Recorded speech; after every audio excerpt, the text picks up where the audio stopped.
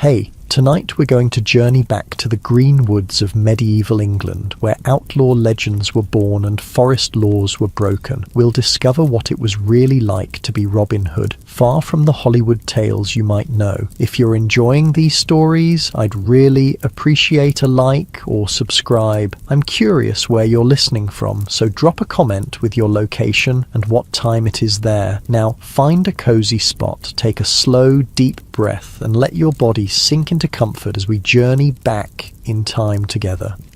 Congratulations, you've just woken up in 12th century England. The year is 1192, and King Richard the Lionheart is away fighting in the Crusades. His brother, Prince John, rules in his absence, and the forests of England are under the strictest laws imaginable.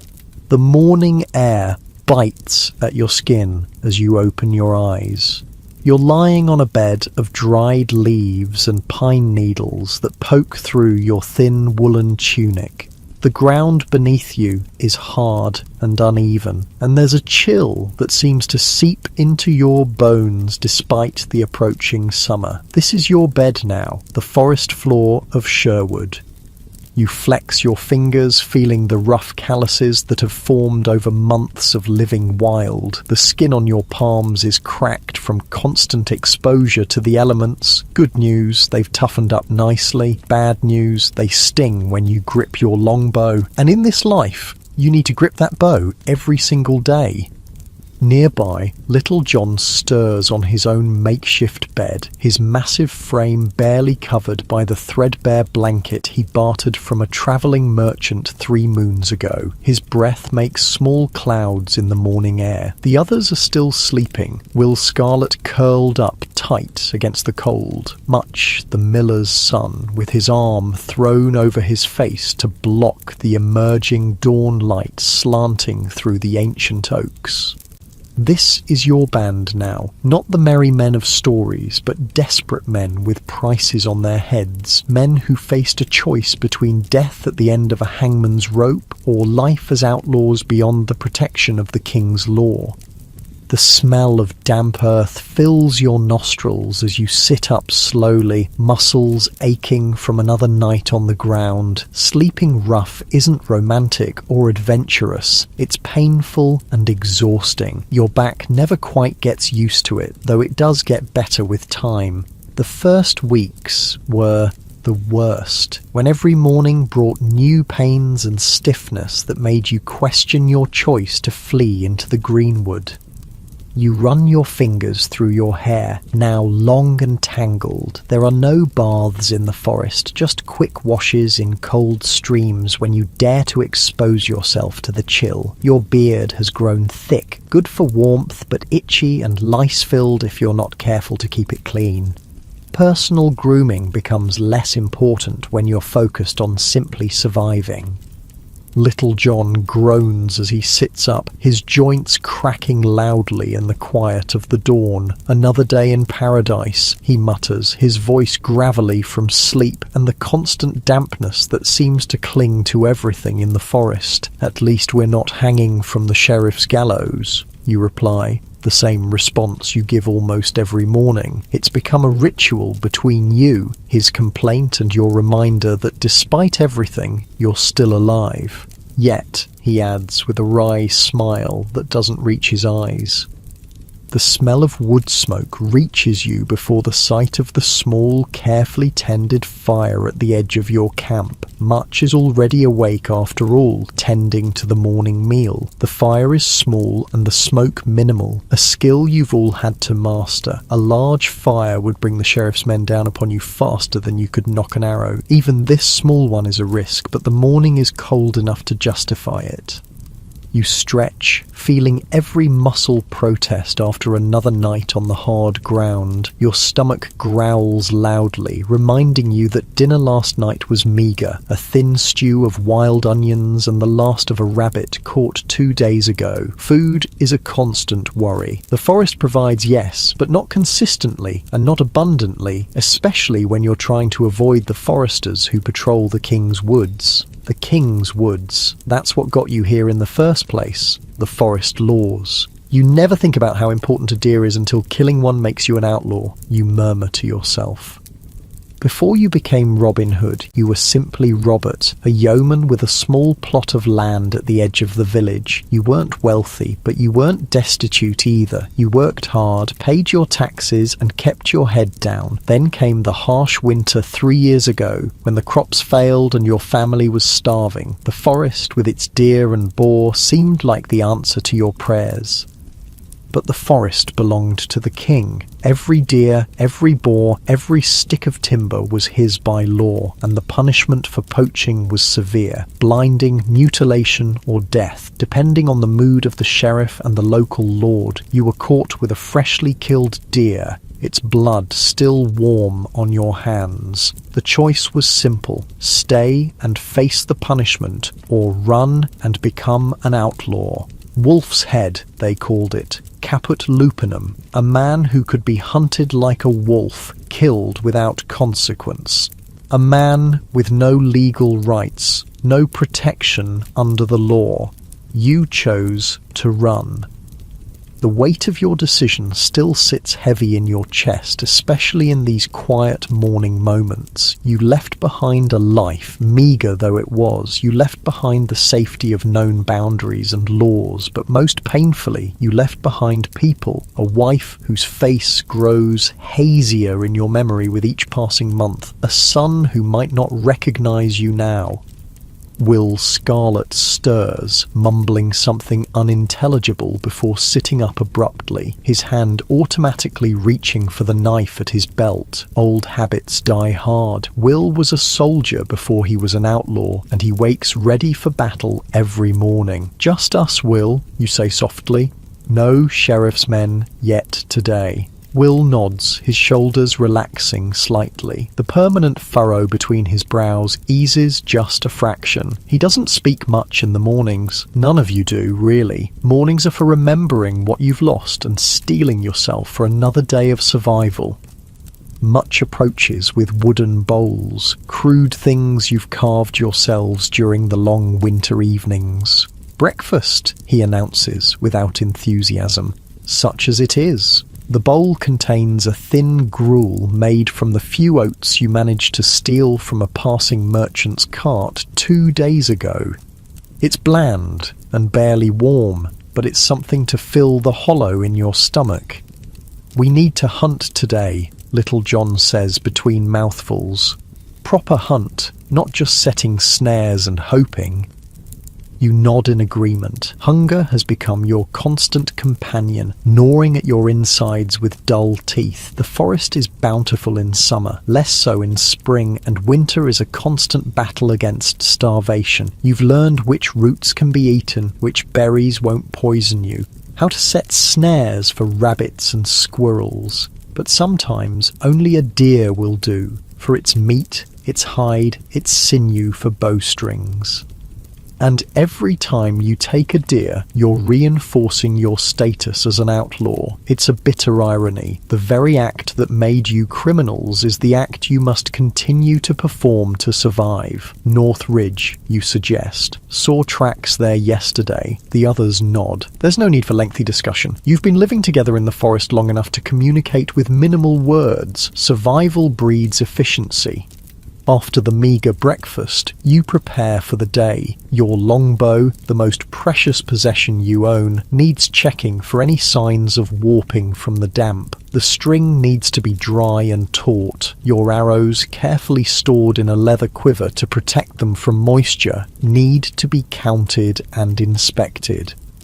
This bow is your lifeline. With it, you feed yourself and your men. With it, you defend yourself against those who would capture you. With it, you occasionally rob the rich travellers who pass through the forest roads, though that's a rarer occurrence than the ballads would have you believe. Most travellers are as poor as you once were, with nothing worth taking.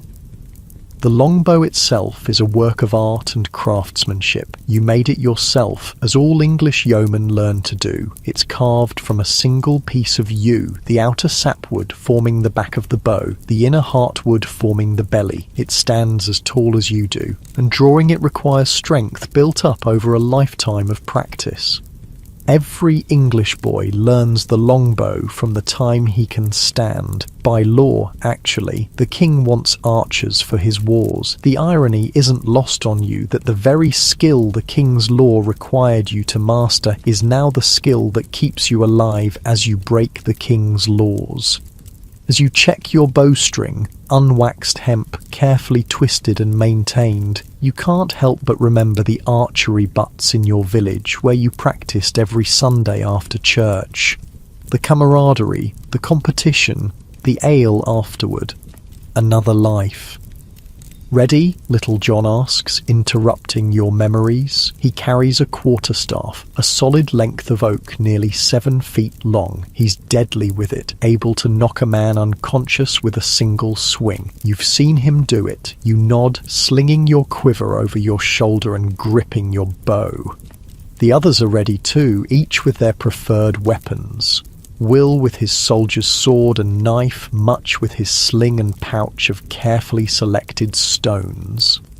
Together, you move out from the camp, feet silent on the forest floor, another skill you've mastered by necessity. The damp earth cushions your steps, and you instinctively avoid twigs and dry leaves that might snap or crunch. You communicate with hand signals, pointing out tracks and signs.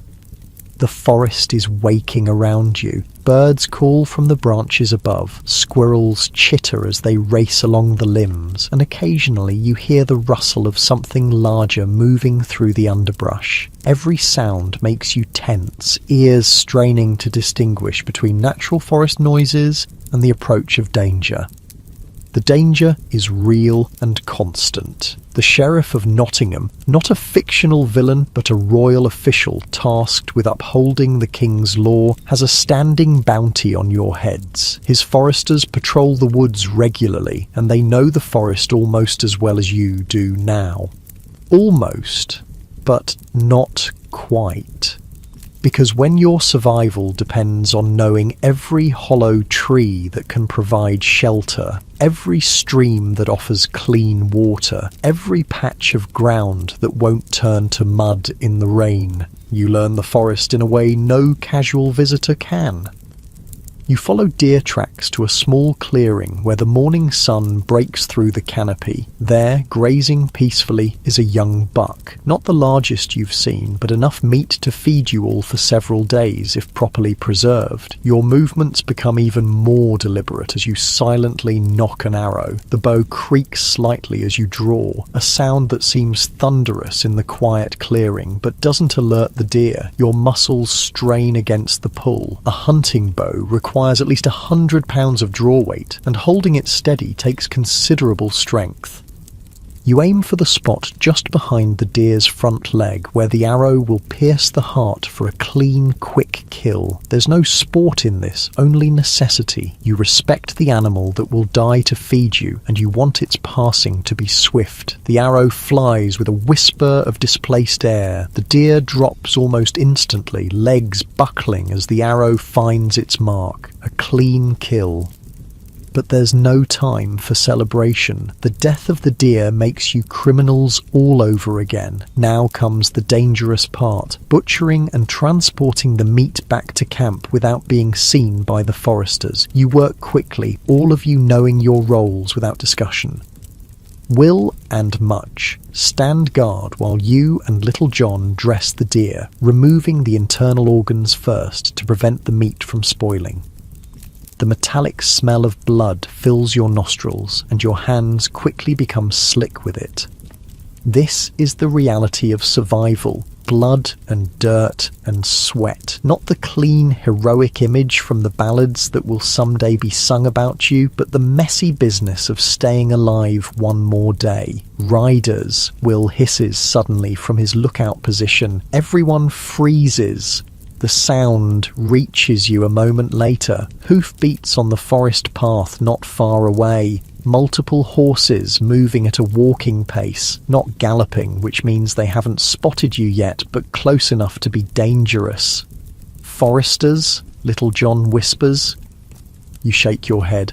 too noisy for foresters. That's both good and bad news. Good because foresters move quietly through the woods, knowing their quarry is alert and wary. Bad because whoever these riders are, they're not trying to hide their approach, which suggests numbers or confidence, or both. "Finish up," you murmur to Little John, wiping your bloody hands on the forest floor, mixing the deer's blood with dirt to make it less visible on your skin. "Will, much, scatter. Meet at the hollow oak if we're separated." They nod and move off in different directions, melting into the forest with practiced ease. Little John works swiftly, cutting the last tendons to free the deer's hide. You'll use every part of the animal: the meat for food, the hide for clothing or trade, the sinew for bowstrings, the antlers for tools. The hoofbeats grow louder. Too close now. You won't have time to move the deer. "Leave it," you decide reluctantly. Abandoning the kill means wasted meat and wasted risk, but being caught with it means certain death. Little John hesitates only a moment before nodding. Together you retreat from the clearing, moving from tree to tree using the underbrush as cover. The heavy morning dew soaks through your leather boots as you crouch in a thicket of brambles, thorns catching on your clothes. The riders enter the clearing, 5 mounted men in the livery of the Sheriff of Nottingham, led by a figure you recognise with a jolt of hatred.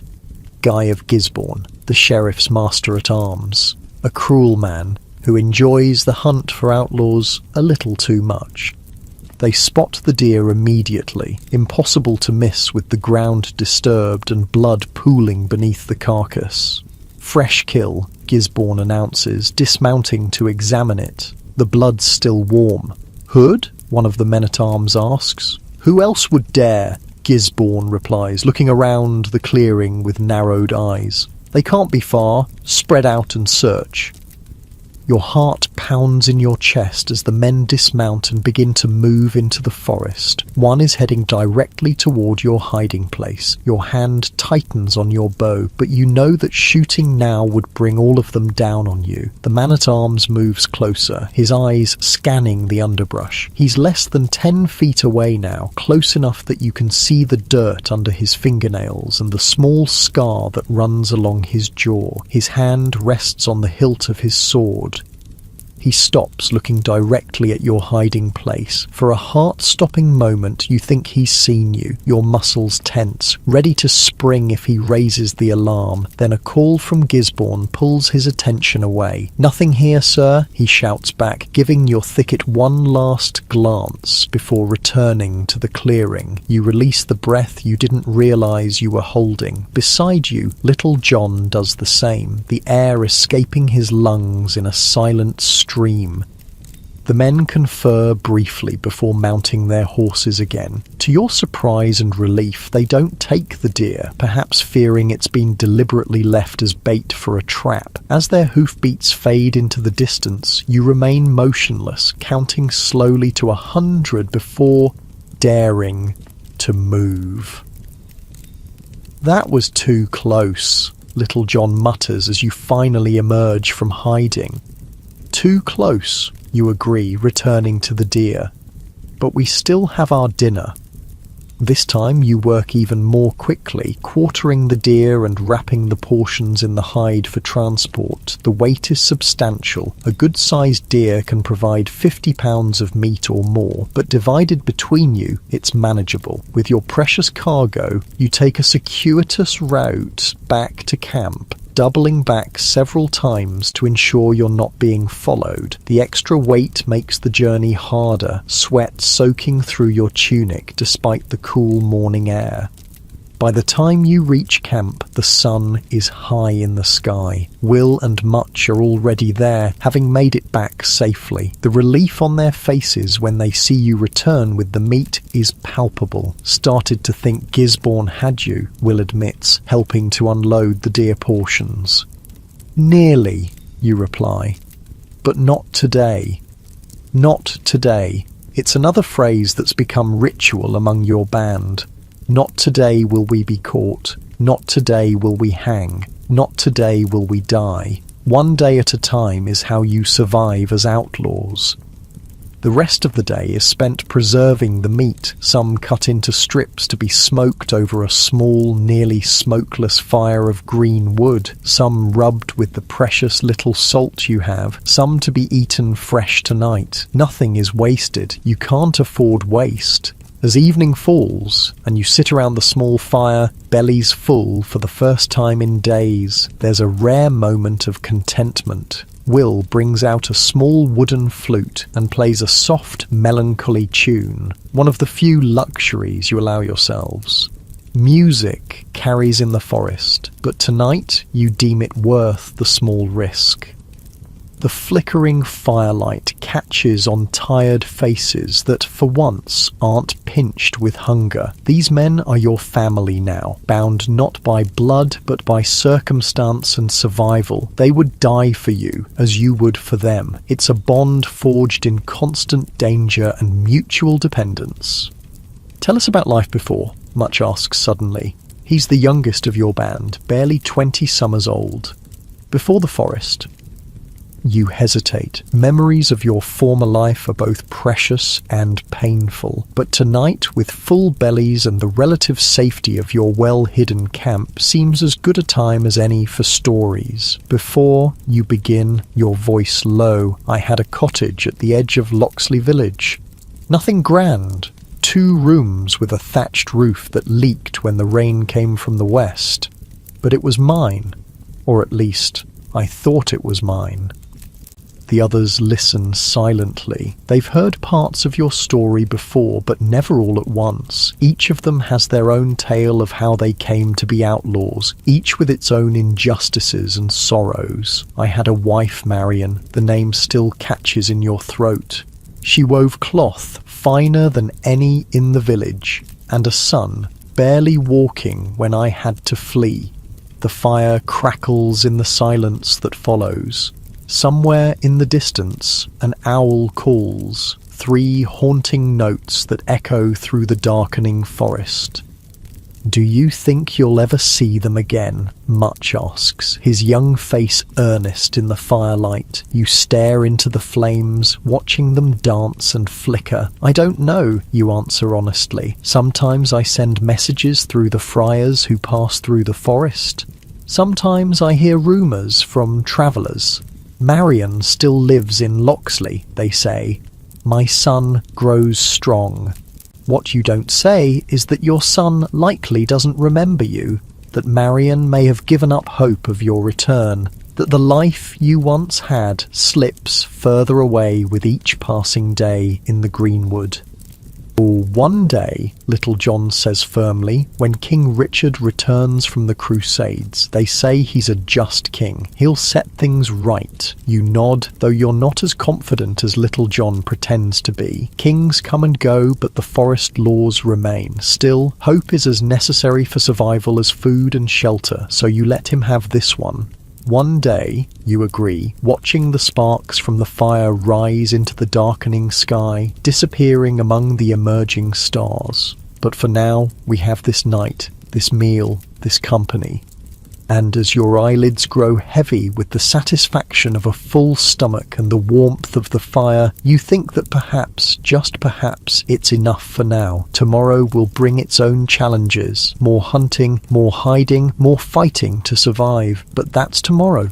Tonight, in this small clearing in Sherwood Forest, surrounded by men who have become brothers, you allow yourself the luxury of rest. Your muscles gradually relax as you lie back on your bed of leaves, the aches of the day easing slightly. The last thing you see before sleep claims you is the canopy of ancient oaks above, their branches spread wide like protective arms, sheltering you from the world that has cast you out. In the forest that has become both your prison and your sanctuary, you find a moment's peace. Not the peace of safety or certainty, but the fragile peace of having survived another day. Not today, you think as consciousness fades. Not today. The village of Loxley appears through the morning mist, smoke rising from cook fires in thin grey tendrils. You crouch at the forest's edge, watching. It's been 3 months since you've dared come this close to your former home. The risk is enormous. Every person in the village would recognise your face, but necessity drives you. Winter is coming, and your band needs supplies you can't find or make in the forest. Are you certain about this? Little John whispers beside you, his massive frame somehow managing to stay hidden behind a gnarled oak that seems too small to conceal him. You nod, though certainty is a luxury you haven't felt since becoming an outlaw. We need salt for the meat and cloth for the winter. We can't survive another year without proper supplies. What you don't say aloud is that you also need to know if Marion and your son still live here, if they're well, if they remember you. The morning air is sharp with the first real bite of autumn. Your breath forms small clouds that dissipate quickly in the cool breeze. The trees around you have begun their transformation, green giving way to gold and crimson. Beautiful, yes, but also a warning. Winter in Sherwood Forest is merciless to the unprepared. Market day, Will Scarlet murmurs from your other side, nodding toward the small collection of stalls being set up in the village centre. Good for us. More people, more confusion. Bad for us, you counter. The sheriff's men always patrol on market day.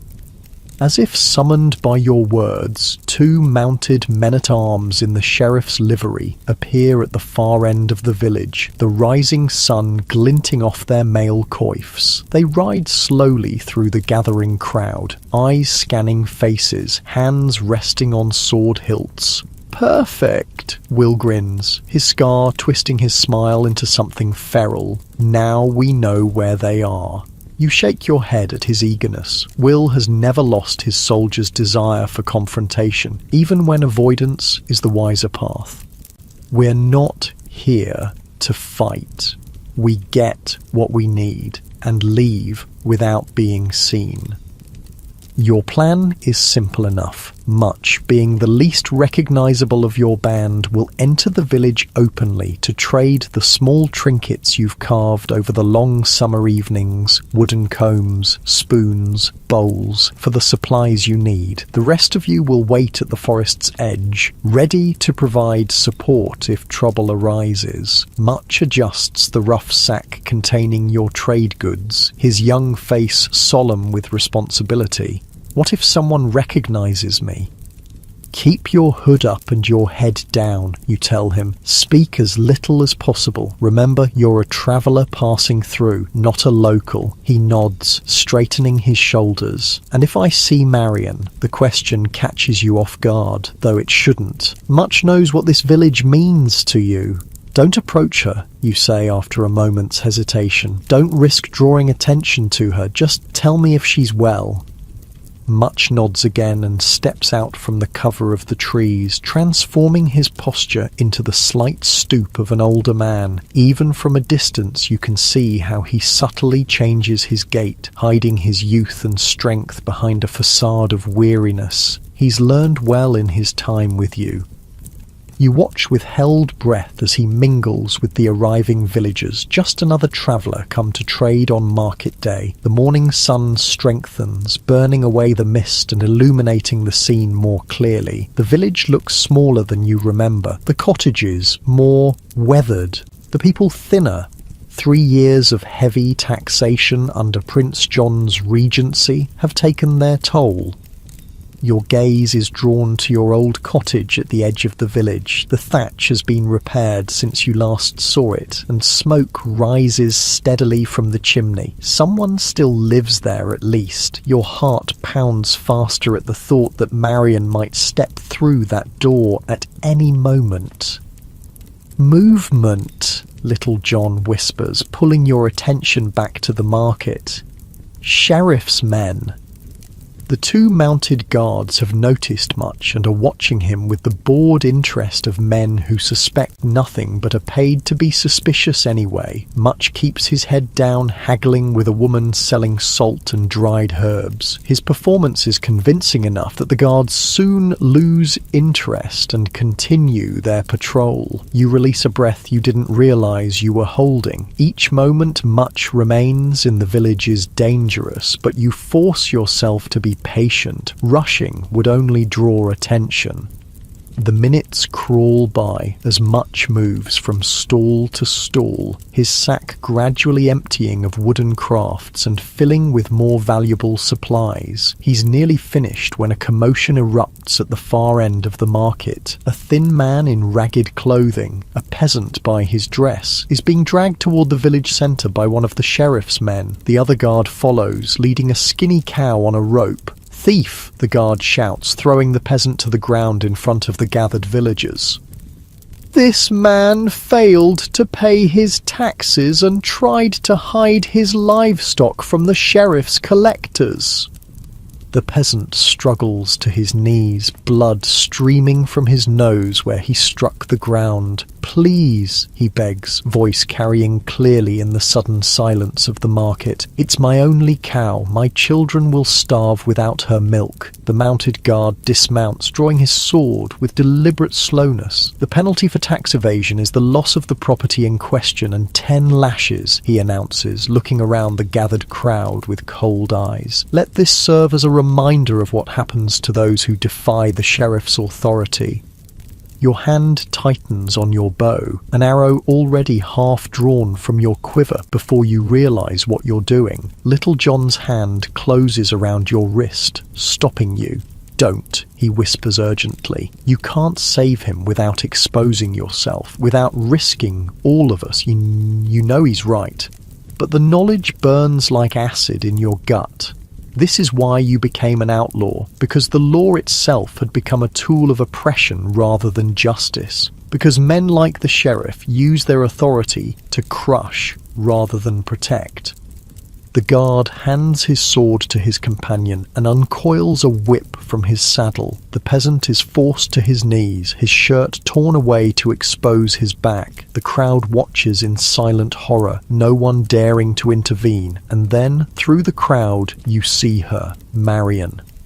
Your breath catches in your throat. She stands taller than most of the village women, her dark hair bound under a simple linen head covering. Her face is thinner than you remember, the girlish softness replaced by the sharper angles of a woman who has endured hardship.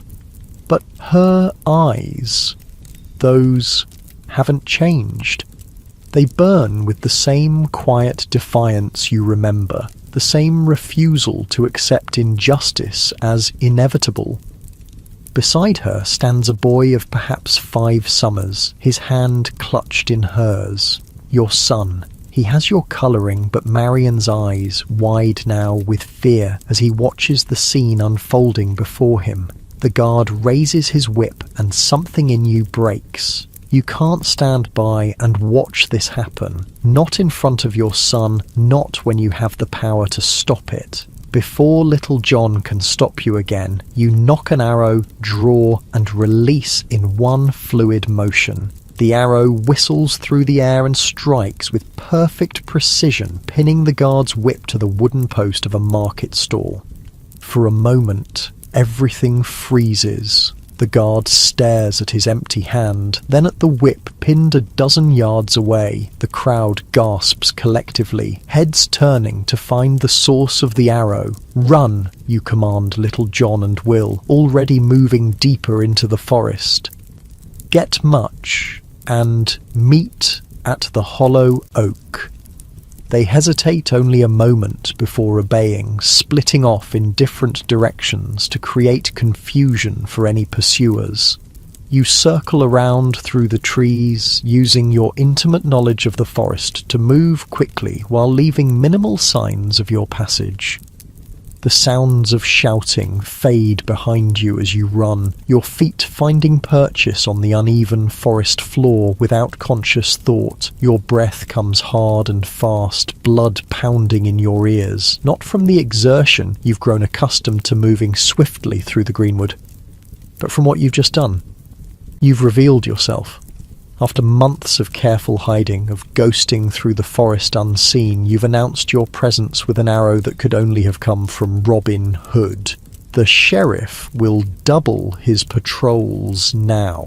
The price on your head will likely increase. And yet, as you slow your pace to a steady jog, you can't bring yourself to regret it. The image of your son watching a man being whipped for trying to feed his family, that would have haunted you far longer than any increased danger. It takes nearly an hour of careful travel to reach the hollow oak, an ancient giant with a trunk wide enough to conceal 2 men inside its weathered cavity. Much is already there, his face pale with fear, but his sack bulging with supplies. I got everything, he says, immediately. Salt, needles, flint, even some wool cloth. Then I heard the commotion.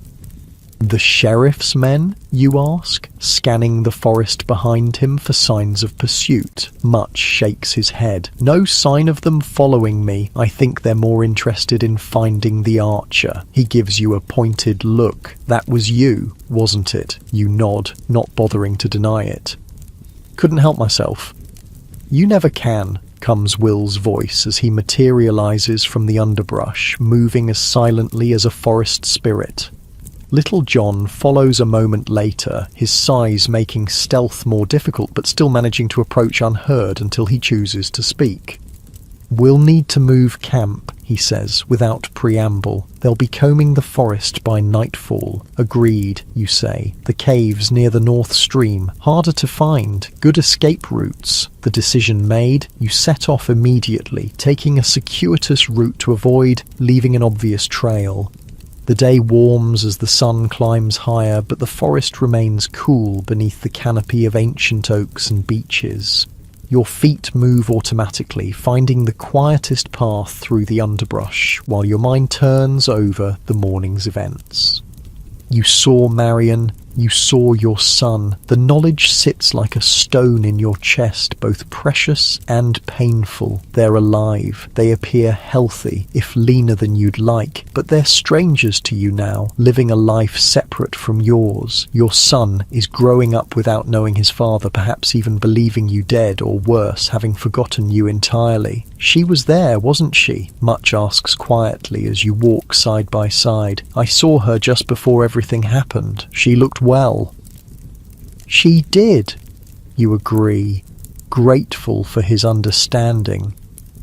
And my boy, he's grown so much. Much nods, but says nothing more, giving you the space to process your thoughts. That's one of the things you've come to value about your band. They know when to speak and when silence is a greater kindness. By midday, you've reached the small stream that will lead you to the caves. The water runs clear and cold over smooth stones, the gentle gurgling masking the sound of your passage. You follow it upstream, occasionally wading in the shallows to hide your tracks. The caves appear as dark openings in a limestone bluff, partially hidden by a tangle of ivy and brambles. They're damp and uncomfortable compared to your forest camp, but they offer better protection from both the elements and searching eyes. You've used them before during particularly intense manhunts. Home, sweet home, Will mutters as you duck through the low entrance of the largest cave. The temperature drops immediately, the cool dampness seeping through your clothing. Your breath doesn't steam here as it did in the morning air, but the chill is more penetrating.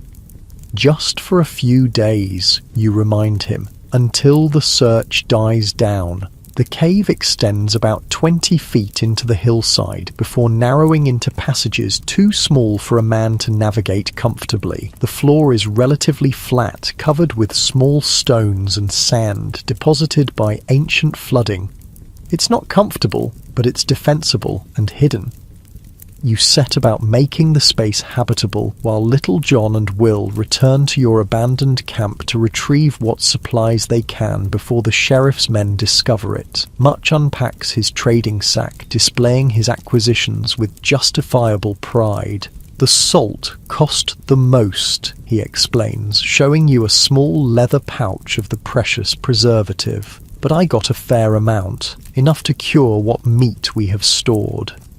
You examine the other items. 2 flintstones for starting fires, a bundle of hand-forged iron needles for mending clothes, a length of rough-spun wool cloth in a dull brown colour, and most surprising, a small pottery jar sealed with wax. "What's this?" you ask, hefting the jar. Much's eyes light up.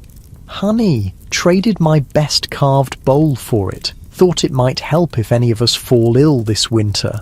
You nod approvingly. Honey is indeed valuable medicine, useful for treating wounds and soothing coughs. It's also a rare sweetness in your otherwise bland diet. Much has chosen well. As you organise the supplies, you recount what happened in the village after Much left, explaining your impulsive decision to fire the arrow. You couldn't have done otherwise, Much says with the absolute certainty of youth, not with your boy watching. "Maybe," you acknowledge, "but it means we'll have a harder time moving freely for a while."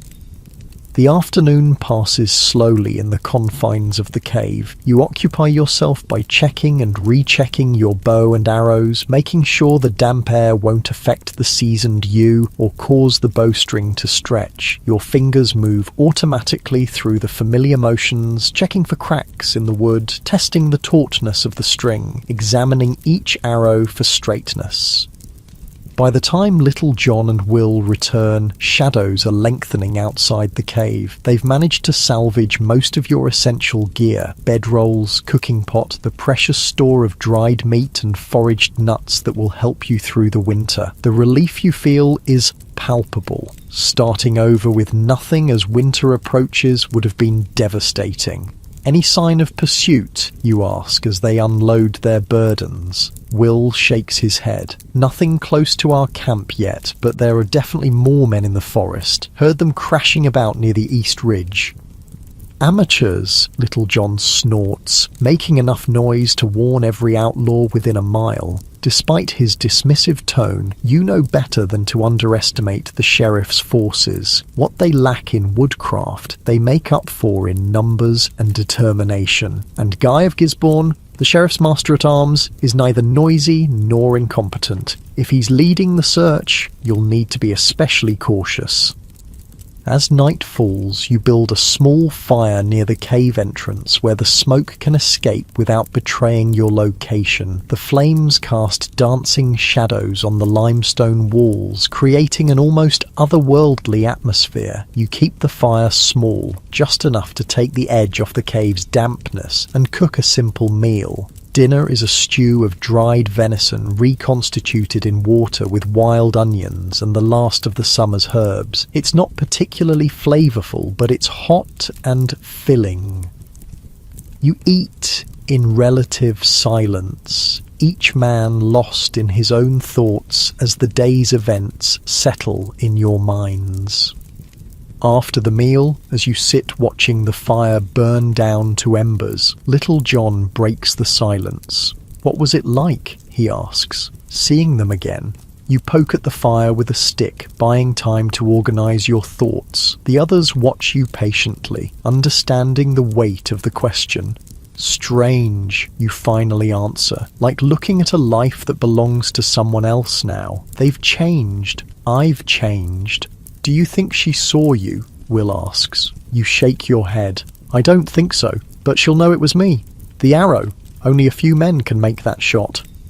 Will you try to see her again? Much's question is tentative, almost apologetic for asking. You stare into the dying fire, watching the embers pulse with inner light. I don't know, you admit. It would put her in danger. The sheriff already watches her, suspecting she might have contact with me. What you don't say is that you're afraid she might reject you, afraid she might have built a new life that has no place for an outlaw husband, afraid your son might look at you with the fear or confusion reserved for strangers.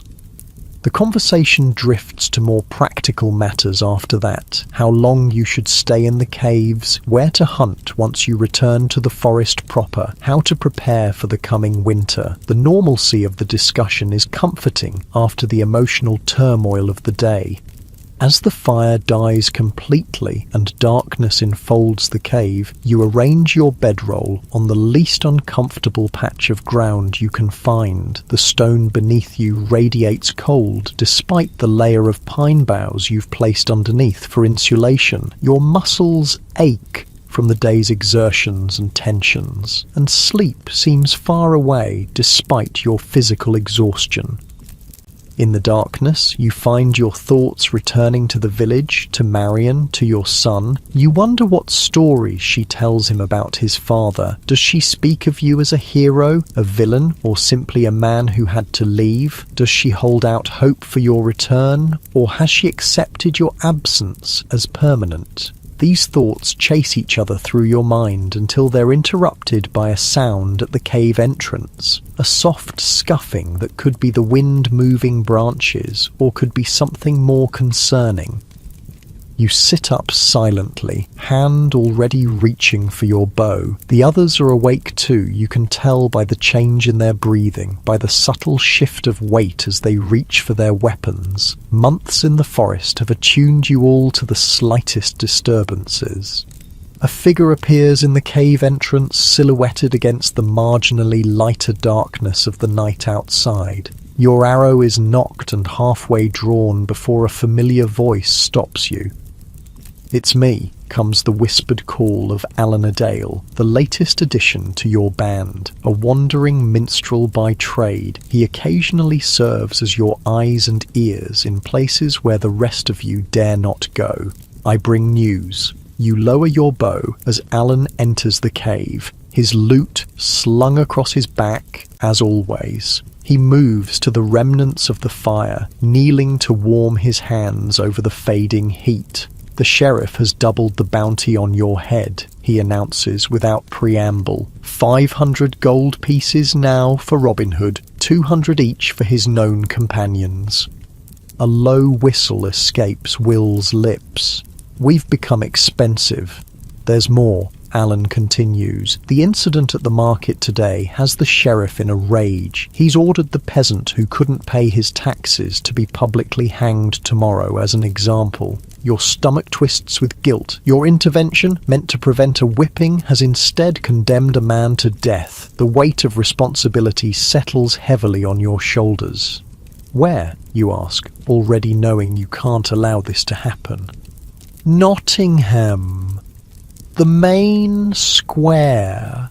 At noon." Nottingham, the sheriff's stronghold, heavily guarded and supremely dangerous for you to approach. Yet the alternative, letting an innocent man die because of your actions, is unthinkable. "We can't just ride into Nottingham," Little John says, voicing the concern foremost in all your minds. "It would be suicide." "We don't need to ride in," you reply, an idea already forming. "We just need to prevent the hanging." "How?" Will demands. "There will be guards everywhere." You lean forward, lowering your voice even though there's no one to overhear. "The north road to Nottingham passes through Sherwood. They'll have to bring the prisoner that way." Understanding dawns on the faces around you. An ambush on the forest road would be dangerous, but far less so than attempting to rescue the prisoner in Nottingham itself. "How many guards do you think?" Little John asks Alan. The minstrel shrugs. "For a common peasant, no more than 4 or 5. They won't expect trouble on the road."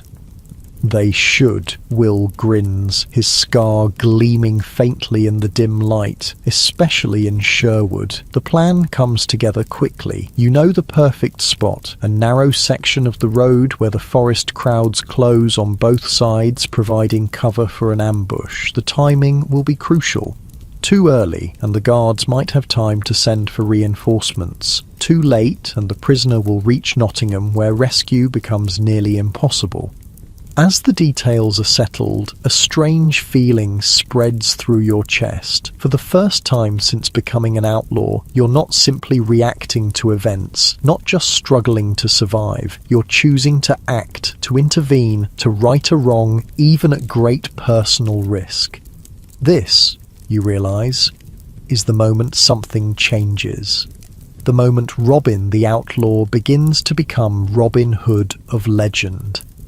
Get some rest, you tell the others as the plan is finalised. Tomorrow will test us all.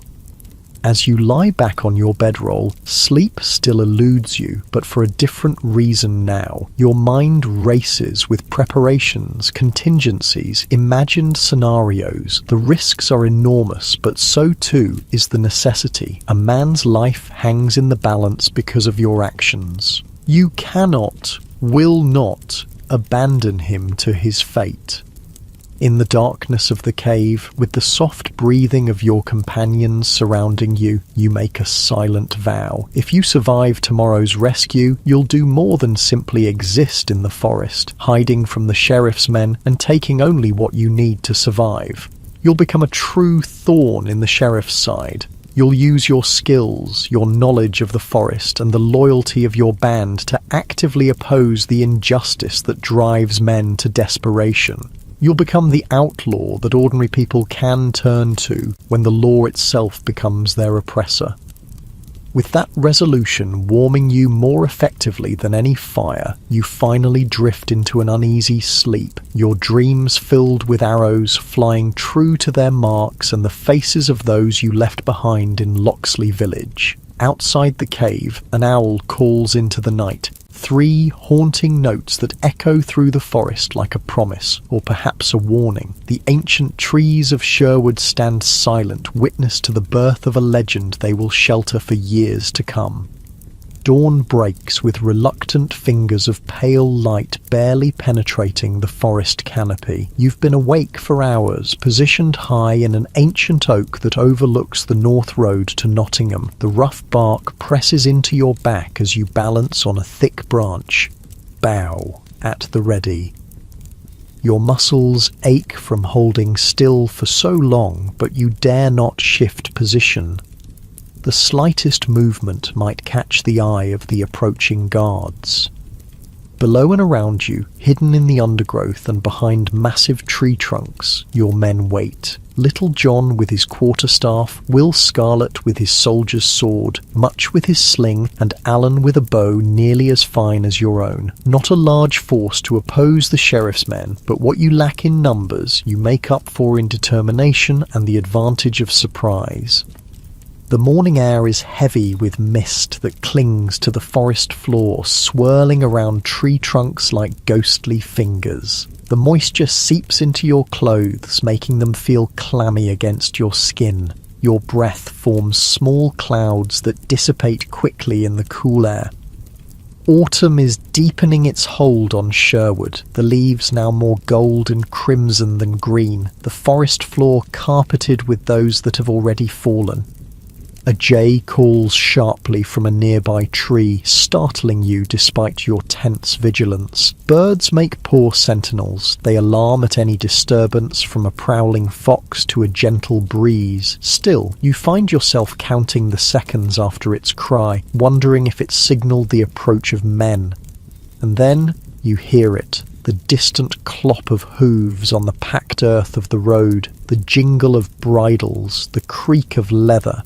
Your fingers tighten imperceptibly on your bow, testing the smooth yew one last time.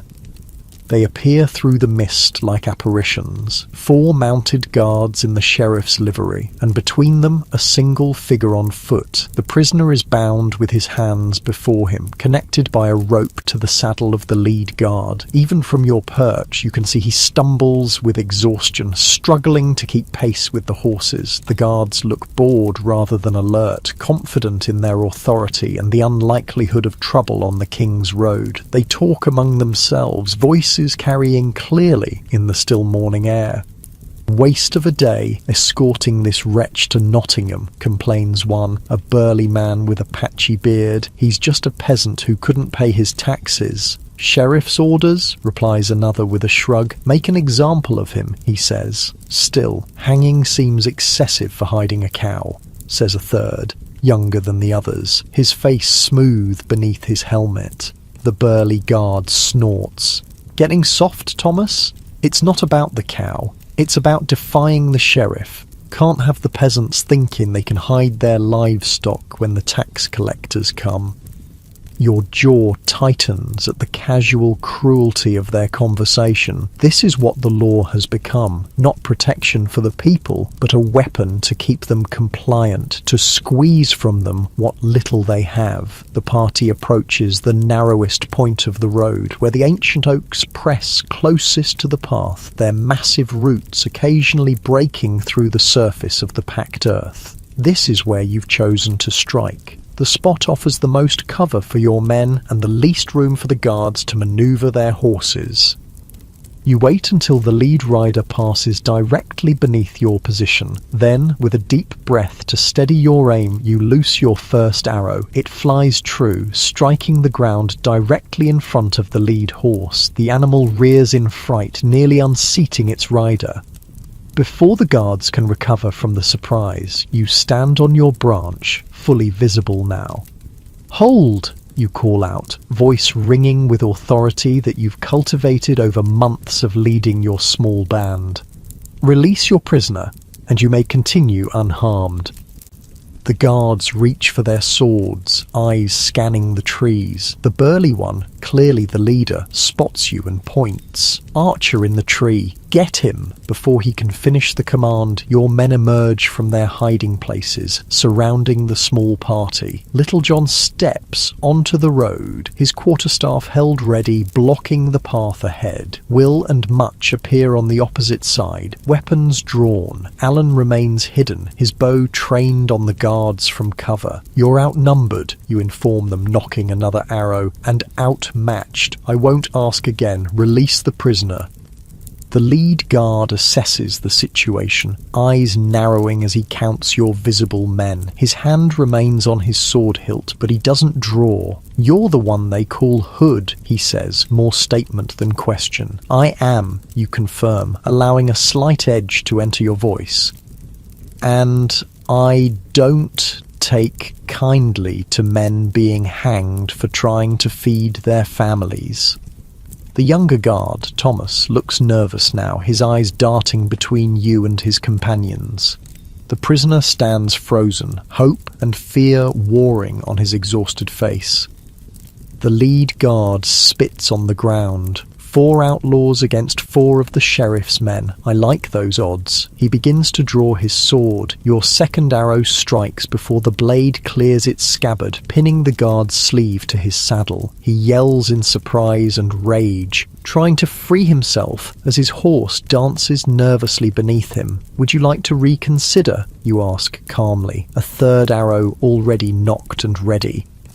What happens next unfolds in heartbeats. The remaining guards draw their swords, spurring their horses toward your men on the ground. Little John meets the charge with his quarterstaff, knocking one guard clean off his mount with a mighty swing. Will engages another, his soldier's training evident in the precision of his movements. Much uses his sling to send a stone whizzing past the third guard's ear, causing him to duck and lose control of his horse momentarily. You fire again, this time aiming for the rope binding the prisoner to the lead guard's saddle. The arrow severs it cleanly, freeing the peasant, who stumbles back in confusion. "Run to me," you shout to him, gesturing toward your tree. The man hesitates only a moment before dashing toward you, ducking beneath the flailing hooves of the guard's horses. The lead guard, having finally freed his sleeve from your arrow, makes a grab for him but misses. The skirmish is brief but fierce. Your men, though outnumbered, have the advantage of surprise and righteous anger. Within minutes, all 4 guards are disarmed, though not seriously injured. This is a deliberate choice. Killing the sheriff's men would only escalate the manhunt against you. You descend from your perch with practiced ease, bow slung across your back. The prisoner stares at you with wide eyes, hardly believing his sudden reversal of fortune. "Thank you," he breathes, his voice rough with emotion. "They were going to hang me for a cow." "No man should die for trying to feed his family," you reply, using your knife to cut his bonds. "What's your name?" "Edward," he answers, rubbing his chafed wrists. "Edward of Wickham Village." You nod, then turn your attention to the disarmed guards. The leader glares at you with undisguised hatred, while young Thomas looks more awed than angry. The other 2 simply appear resigned to their defeat. "You've made a grave mistake, Hood," the lead guard spits. "The sheriff will hunt you to the ends of the earth for this."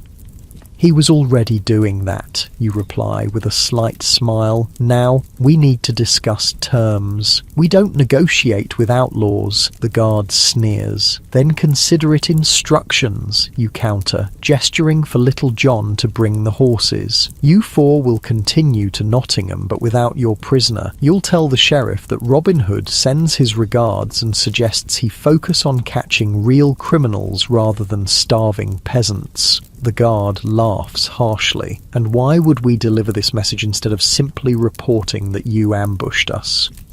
"Because," you say, your voice hardening, "I'm allowing you to keep your lives and dignity." You return to Nottingham on foot without weapons, and the story spreads that Robin Hood bested the sheriff's men. You deliver my message, and at least you returned with your honour as soldiers intact. The threat is clear, though unspoken. Fail to deliver the message, and next time you might not be so merciful. Something in your expression must convince him, for the guard's face pales slightly. "You'll regret this, Hood. The sheriff has ways of dealing with outlaws." "I'm counting on him to try," you reply, signalling to your men to take the guards' weapons and gather the horses. Within minutes you've relieved the guards of anything useful. Swords, daggers, a small pouch of coins that was likely meant for their expenses in Nottingham, and of course, their mounts. The guards are left standing in the road, dishevelled but unharmed, as you lead your small party into the depths of Sherwood. You travel swiftly, taking a circuitous route back toward your cave hideout, frequently doubling back or splitting up temporarily to confuse any potential pursuit. The forest enfolds you in its protective embrace, the dense undergrowth and towering trees creating a natural labyrinth that only those intimately familiar with its secrets can navigate confidently. Edward, the rescued peasant, rides behind Little John on one of the confiscated horses, his face still showing disbelief at his sudden change in circumstances. The poor man is exhausted, his feet bloodied from the forced march to Nottingham, his body thin from months of insufficient food. By midday, you're certain you've evaded any immediate pursuit and make camp in a small clearing near a brook. The horses are watered and tethered where they can graze, while Much starts a small, nearly smokeless fire to prepare a meal.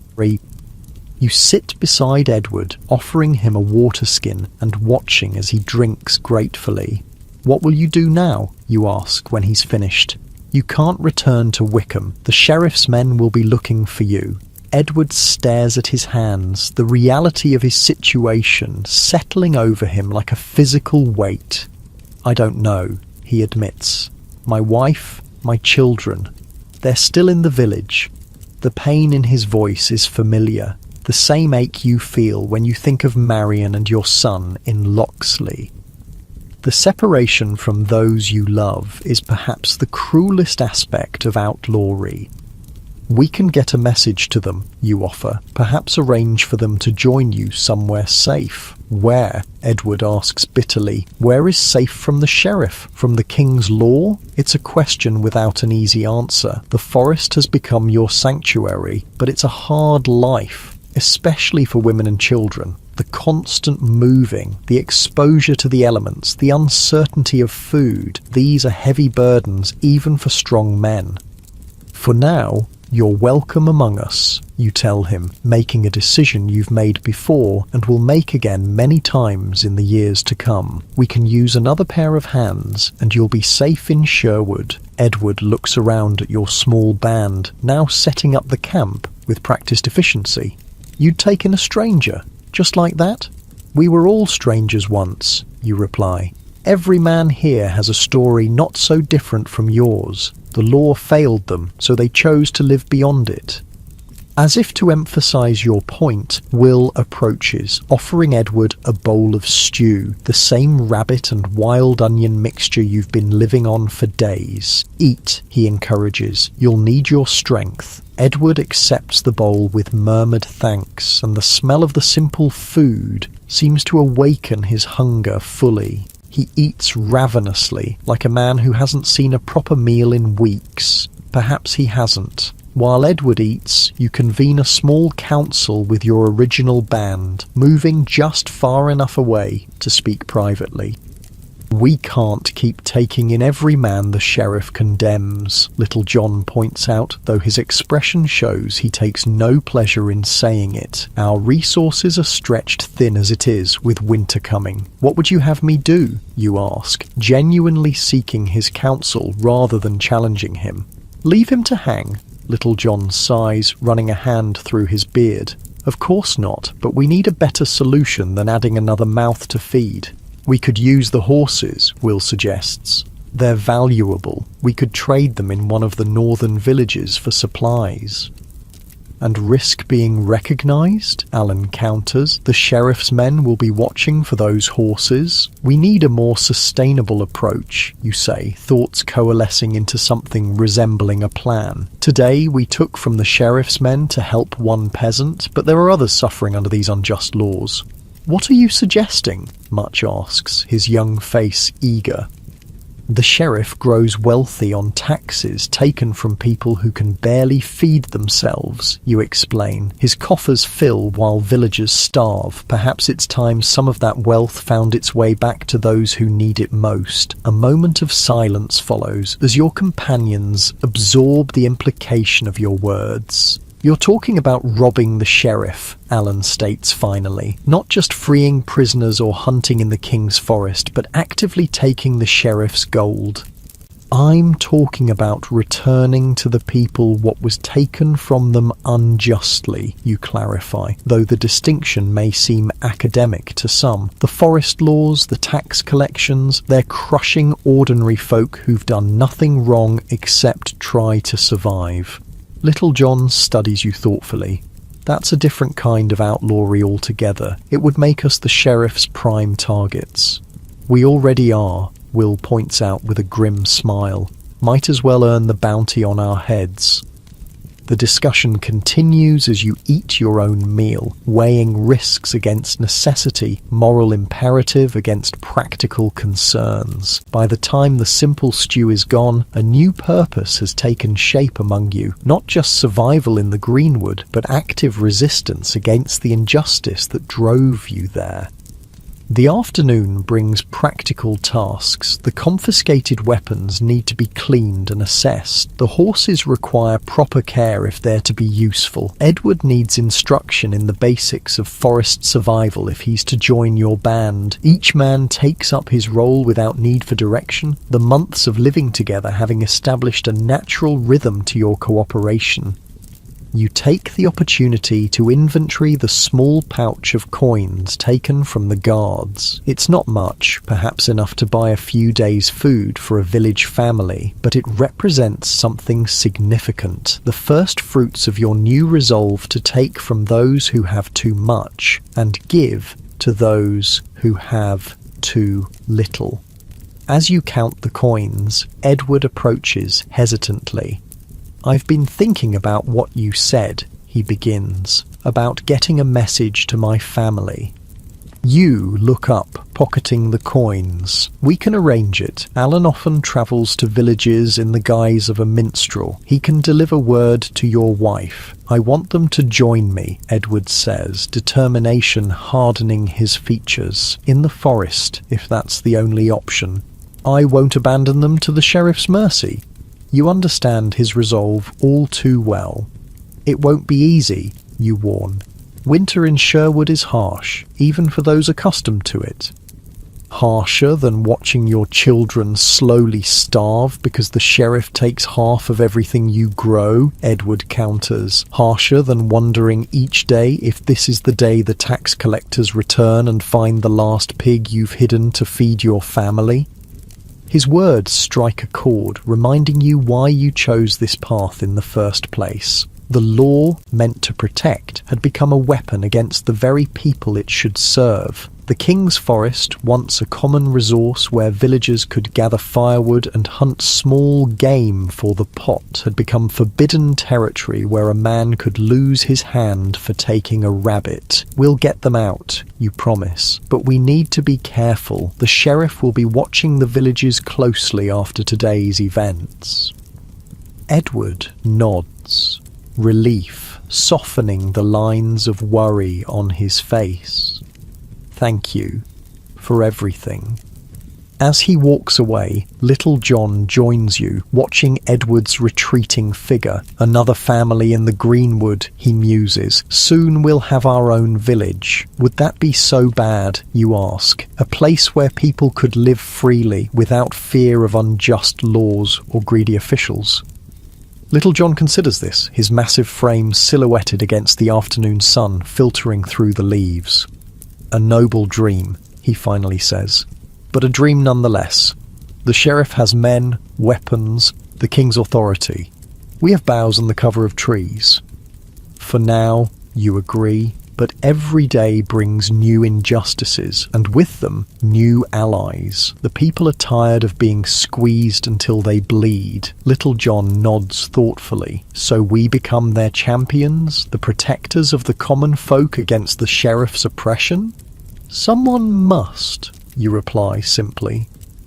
The remainder of the day passes in preparation. You decide to move deeper into the forest, away from the roads where the sheriff's men will be searching with renewed vigour. The caves have served their purpose as a temporary shelter, but they're too confining for an extended stay, especially with the addition of Edward and eventually his family. You know of a clearing several miles north near the heart of Sherwood, where the trees form a natural barrier against wind and weather. It's far from any established path, with a spring nearby for fresh water and game trails indicating good hunting. It will serve as a more permanent camp as winter approaches. The journey takes the remainder of the daylight hours, winding through the deepest parts of the forest where few dare to venture. The trees here are ancient giants, their massive trunks wider than a man can reach around, their canopies so dense that in places it seems like twilight even at midday. Moss covers the forest floor in thick carpets, muffling your footsteps and creating an almost sacred hush. Edward gazes around in wonder as you travel. "I've lived beside Sherwood all my life," he confesses, "but I've never ventured this deep." "Few do," you tell him. "The forest laws keep honest folk to the edges, and the stories of outlaws and spirits scare away the rest." "Stories of men like you?" Edward asks with a hint of a smile. "Perhaps," you acknowledge, "though I suspect those tales grow more fantastic with each retelling. I've heard that Robin Hood can split an arrow at 100 paces and has never missed a shot." Little John, overhearing, laughs. "Tell that to the deer that escaped you last week." The gentle ribbing continues as you make your way through the forest, the camaraderie helping to ease the tension of the morning's confrontation. By the time you reach the clearing you had in mind, the sun is setting, casting long shadows through the trees. The clearing appears much as you remembered it, a natural opening in the forest about 50 paces across, surrounded by massive oaks and beeches. The spring bubbles up from between moss-covered rocks at one edge, forming a small stream that winds away into the trees. The ground is relatively level, carpeted with soft grass rather than the tangled undergrowth that dominates much of the forest floor. This will do, you decide, setting down your pack. We'll make camp here tonight and begin building something more permanent tomorrow. As the others begin the familiar routine of setting up camp, you take a moment to stand alone at the edge of the clearing, watching the last light fade from the sky. The day's events replay in your mind: the ambush, the confrontation with the sheriff's men, the decision to actively oppose rather than merely evade. You've crossed a threshold today, though perhaps the path was inevitable from the moment you chose outlawry over submission to an unjust punishment. Still, there's something significant in the deliberate choice to become not just an outlaw, but a champion for those oppressed by the very laws that should protect them. The sound of Alan tuning his lute draws your attention back to the camp. Despite the day's exertions and the seriousness of your discussions, there's a lighter mood among your band tonight. Perhaps it's the success of the rescue, or the newfound purpose that seems to have energized everyone. Whatever the cause, you welcome it. As darkness falls completely, Much gets a small fire going, carefully tended to produce minimal smoke. The flames cast dancing shadows on the faces gathered around, highlighting expressions that seem more hopeful than you've seen in some time. Alan begins to play, his fingers drawing a lilting melody from the lute strings. It's a folk tune you recognise, one sung in village taverns throughout the region, but the words he sings are new. In Sherwood Forest, green and deep, where shadows dance and secrets keep, there lives a band of righteous men who take from rich to give again. Their leader, bold with bow in hand, defends the poor throughout the land. Robin Hood, the people's friend, on whom the helpless may depend. The impromptu ballad continues, recounting the day's rescue in terms far more heroic than the reality. By the final verse, Edward is wiping away tears, and even the usually stoic Will is smiling. Is that how they'll remember us, do you think? Much asks when the song ends. As heroes? That depends on who's doing the remembering, you reply. To the sheriff, we'll always be criminals. To those we help, perhaps something else. The conversation turns to plans for the new camp, what structures you'll need before winter sets in, how to make them weather-tight yet concealable, where to position lookouts. The practical concerns of survival haven't vanished with your new purpose. If anything, they've become more complex with the addition of Edward and soon his family. As the fire burns low and the night deepens, your companions gradually retire to their bedrolls, exhausted from the day's events. You take the first watch, as you often do, settling with your back against a massive oak at the edge of the clearing. The forest at night is never truly silent. Owls call from the branches above, their haunting voices carrying through the darkness. Small creatures rustle in the underbrush, going about their nocturnal business. The leaves whisper as a gentle breeze passes through the canopy. A soothing, almost musical sound. These night sounds have become familiar, even comforting during your time in Sherwood. What once seemed ominous or alien now feels like the natural rhythm of the world, a rhythm you've become attuned to through necessity and constant exposure. Your thoughts drift to what lies ahead. The sheriff will not take today's defiance lightly. The guards you humiliated will tell their tale, perhaps embellished to save face, and the hunt for Robin Hood will intensify. You've chosen a more dangerous path, one that puts not just yourself, but all who follow you at greater risk.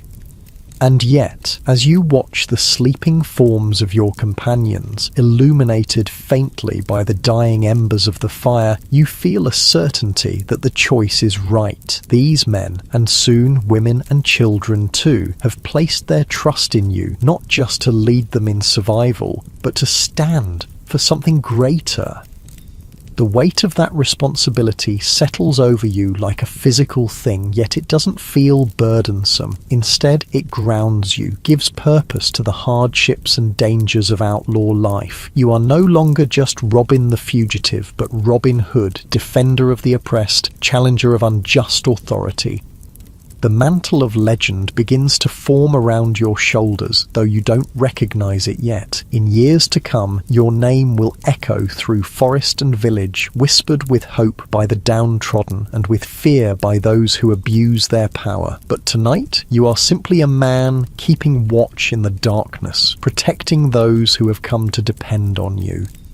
As the night deepens and the stars wheel overhead, visible in patches through the forest canopy, you find a moment's peace in the quiet certainty of your chosen path. Tomorrow will bring new challenges, new dangers, perhaps new allies. But for now, in this clearing deep in the heart of Sherwood, you have found not just shelter, but purpose.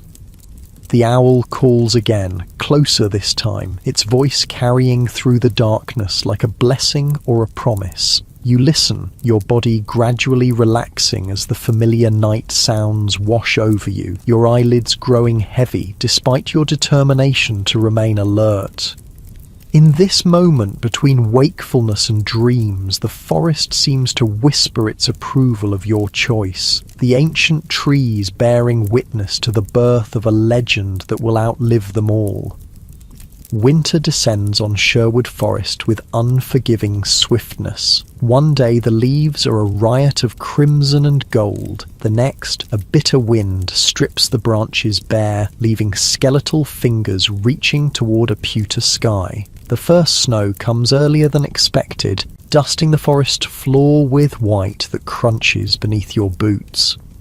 You stand at the edge of the camp, watching your breath cloud in the frigid air. The weeks since rescuing Edward have passed in a blur of preparation. Your band has grown, not just with Edward's family, who arrived under cover of darkness a fortnight ago, guided by Alan through the forest paths, but with 3 more men who sought you out after hearing tales of Robin Hood's defiance of the sheriff. The camp has transformed from a simple clearing to something resembling a small settlement. Low shelters made of woven branches and packed earth form a rough circle around the central fire pit. They're not cottages, not truly, but they offer more protection from the elements than sleeping under the stars. The roofs are thatched with reeds from the nearby stream, layered thick to shed rain and snow, and the walls are chinked with moss and clay to keep out the wind. Edward's wife, Mary, approaches quietly to stand beside you, her thin woolen shawl pulled tight around her shoulders. Her face, once soft with village life, has already begun to harden with the realities of forest existence, but there's a determination in her eyes that reminds you of Marion. "Will it be enough?" she asks, nodding toward the shelters. The children have never weathered a winter outside village walls. The question weighs heavily. Edward and Mary have 3 children, the youngest barely 5 summers old, the eldest a girl of 12, who watches everything with solemn eyes. They're thin, all of them, from months of insufficient food in the village, but they've begun to fill out since joining your camp.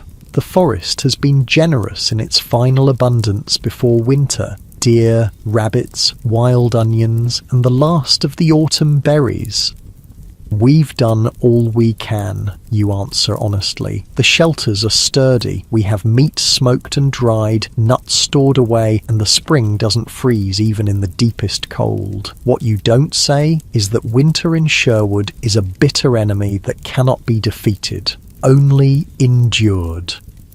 That no matter how much you prepare, there will be days of gnawing hunger, nights of bone-deep cold, times when it seems the darkness and chill will never end."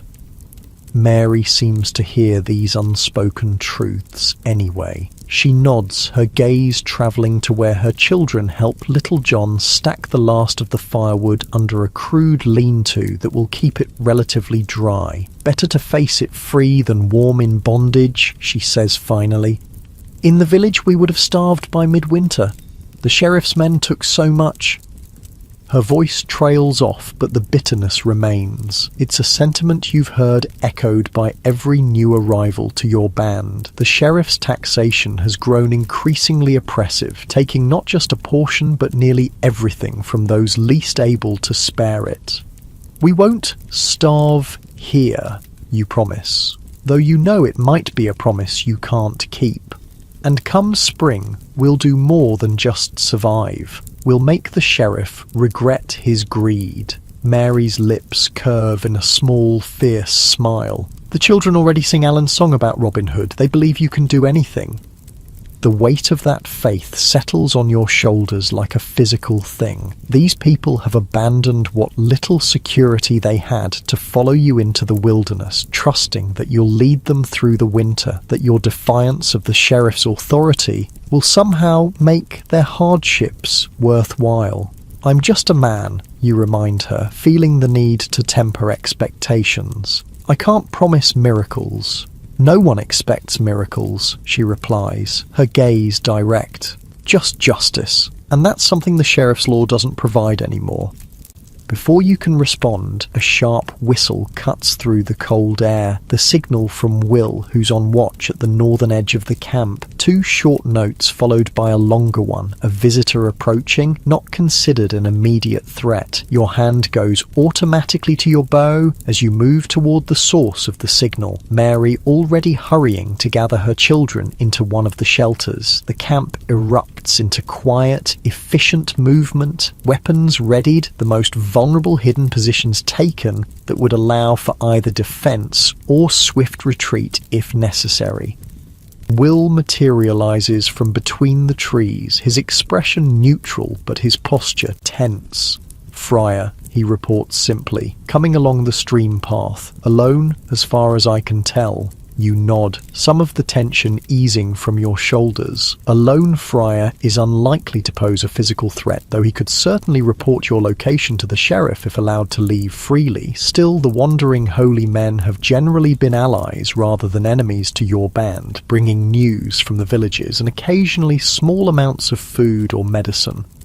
I'll meet him, you decide. Little John with me, the rest of you stay alert. Little John falls into step beside you, his quarterstaff held casually but ready. Together you move through the winter-bare forest toward the small stream that provides your camp with water. The ground is hard beneath your boots, frozen in the late autumn chill, the thin covering of snow crunching softly with each step. You spot the friar before he sees you, a round figure in a brown robe, the hood pulled up against the cold. He moves slowly along the stream bank, occasionally stopping to examine something on the ground or in the water. There's something familiar about his gait, the way he holds his head. Tuck, you call out, the name coming to you suddenly. The figure straightens and turns, the hood falling back to reveal a round face with a fringe of greying hair and bright, intelligent eyes. "Robin!" he exclaims, his voice carrying in the still air. "I thought I might find you hereabouts."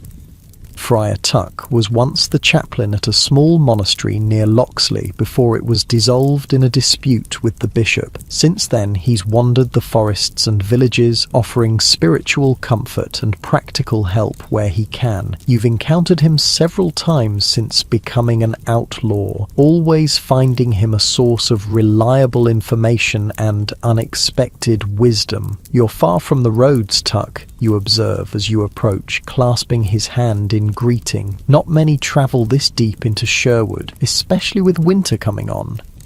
"Ah, but I was looking for you specifically," Tuck replies, reaching into his robe to produce a small package wrapped in oiled cloth. "And I bring gifts, or rather, I deliver them." Your heart quickens. "From whom?" Tuck's eyes crinkle with understanding. A certain lady of Locksley, who asks after your health most particularly whenever I pass through the village. Marion. The knowledge that she still thinks of you, still cares enough to send gifts through Tuck, warms you more effectively than any fire could. You accept the package with hands that you force to remain steady. She is well, you ask, trying to keep your voice casual. As well as can be expected, Tuck answers, his expression sobering. The sheriff's men watch her still, thinking she might lead them to you, but she's careful, and she has friends in the village who warn her when strangers approach. And my son. Growing strong, Tuck says with a genuine smile. A handsome lad with his mother's wit and his father's arm. He's already showing skill with a small bow. Pride and sorrow mingle in your chest at the thought of your son learning archery without your guidance, another thing the sheriff and his unjust laws have stolen from you. Come, you say, tucking the precious package into your tunic. Our camp is nearby. You look like you could use a warm fire and a meal. Tuck follows willingly, chatting with Little John about mundane matters as you lead the way back to camp. But once you're seated near the central fire, a wooden bowl of rabbit stew warming his hands, his expression turns serious. I bring news as well as gifts, he announces, looking around at the gathered faces of your band, and I'm afraid it's not good. The atmosphere around the fire shifts, the brief relaxation brought by Tuck's familiar presence giving way to renewed tension. The sheriff has declared a new tax, Tuck continues, his voice low but carrying to all who listen. A winter tithe, he calls it, though it has nothing to do with the church. 1/5 of all stored food to be collected before the first heavy snow. Murmurs of anger and disbelief ripple through your band. Winter is already the leanest time for village families. To take 1/5 of their carefully preserved stores is to condemn many to hunger, perhaps even starvation. He claims it's to provision his men for increased patrols. Tuck explains, his own disgust evident. Patrols to catch outlaws, he says. But everyone knows the food will go to his own table, to fund his Christmas feasting while the people who grew it go hungry. Your hand tightens on your bow, knuckles whitening with suppressed rage. This is beyond mere taxation. It's cruelty disguised as law. When do the collections begin, you ask, mind already racing with possibilities. They've started in the eastern villages, Tuck replies. Locksley will be among the last, perhaps 3 days from now. 3 days. Not much time to plan, but perhaps enough. What are you thinking, Robin? Little John asks, knowing the look on your face all too well. I'm thinking it's time the sheriff's men learned that taking from those who have little comes with consequences, you answer, the beginnings of a plan taking shape. I'm thinking it's time Robin Hood truly earned his reputation. The discussion that follows is intense, with various members of your band offering suggestions, pointing out potential problems, debating the risks versus the necessity. Tuck listens silently for a time before clearing his throat. If I may, he says, drawing all eyes to him, the people already speak of you as a defender against injustice. The tale of how you rescued Edward has spread to every village in the Shire, but tales alone won't feed hungry children when the snow lies deep. What are you suggesting, Friar? You ask, though you suspect you know. That Robin Hood become more than just a defiant outlaw, Tuck says simply, that he become a symbol of hope, not just by opposing the sheriff's men, but by actively helping those they harm.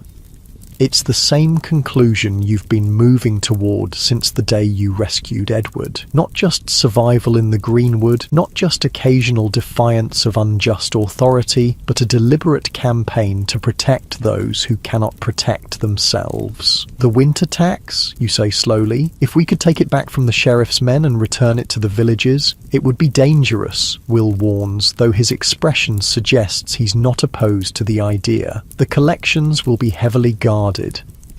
All the more reason to strike early, you counter, before they expect resistance, before they consolidate the collected food in Nottingham Castle, where we couldn't hope to reach it. The planning continues late into the night, growing more detailed as the enormity of what you're proposing becomes clear. This won't be a simple ambush like the one that freed Edward. This will be a direct challenge to the sheriff's authority, a public declaration that Robin Hood and his band are not just fugitives but active opponents of the regime. By the time the fire burns low, a plan has taken shape. You'll intercept the tax collectors after they leave Locksley, but before they reach the next village. The location is perfect, a narrow section of road bordered by dense forest on both sides, offering cover for your archers and limiting the manoeuvrability of the sheriff's mounted men. The risks are significant. The tax collectors will be well armed and likely numerous. If any escape to raise the alarm, the sheriff could deploy enough men to sweep the forest systematically, perhaps even finding your hidden camp. And if you're captured, well, a quick death would be the best you could hope for. But the alternative, doing nothing while village families starve because the sheriff takes food from their winter stores, is unthinkable. As the others gradually retire to their shelters, you remain by the dying fire, turning the plan over in your mind, looking for weaknesses, for contingencies you haven't considered. Tuck joins you, his round face serious in the fading firelight. "You've changed," he observes quietly. "The Robin I knew in Locksley would never have imagined himself leading men against the sheriff's authority." "The world changed around me," you reply, poking at the embers with a stick. "Or perhaps I simply saw it more clearly once I was outside the protection of its laws." Tuck nods thoughtfully. "The law should protect the weak from the strong, not give the strong tools to further oppress the weak. When it fails in that purpose, it loses its moral authority." "Is that the Church's teaching, Friar?" you ask with a small smile. "It's my teaching," Tuck responds, returning your smile briefly before growing serious again. "But you should know that not all in the Church would agree. The bishop, for instance, dines regularly with the sheriff and benefits from his taxation. And yet you're here, helping outlaws plan what amounts to robbery." "I'm helping good people prevent starvation," Tuck corrects. "The crime lies with those who would take food from hungry children, not with those who try to stop them." His certainty is comforting, quieting the small voice of doubt that sometimes whispers in your mind during the dark hours. You were raised to respect authority, to honour the king's law. The transition to outlaw was born of necessity rather than choice. But this new step, actively opposing the sheriff's men, taking back what they've collected, is a deliberate choice that can't be easily justified as mere survival. "Get some rest," Tuck advises, rising with a grunt of effort. "You'll need your wits about you in the days to come." You nod, but remain by the fire after he's gone, one hand absently touching the package from Marion still tucked inside your tunic. Only when the fire has died to mere embers do you finally unwrap it, fingers careful with the oiled cloth that has protected its contents from the damp. Inside is a small wooden pendant on a leather cord, a carving of a running stag. The work simple but beautifully executed. You recognize it immediately as Marion's handiwork. She had always been skilled with a small knife, creating delicate figures from scraps of wood while sitting by the fire in your cottage. Beneath the pendant is a piece of linen carefully folded. You unfold it to find a few words written in charcoal in Marion's neat hand. "We are well. He asks about you. Stay safe."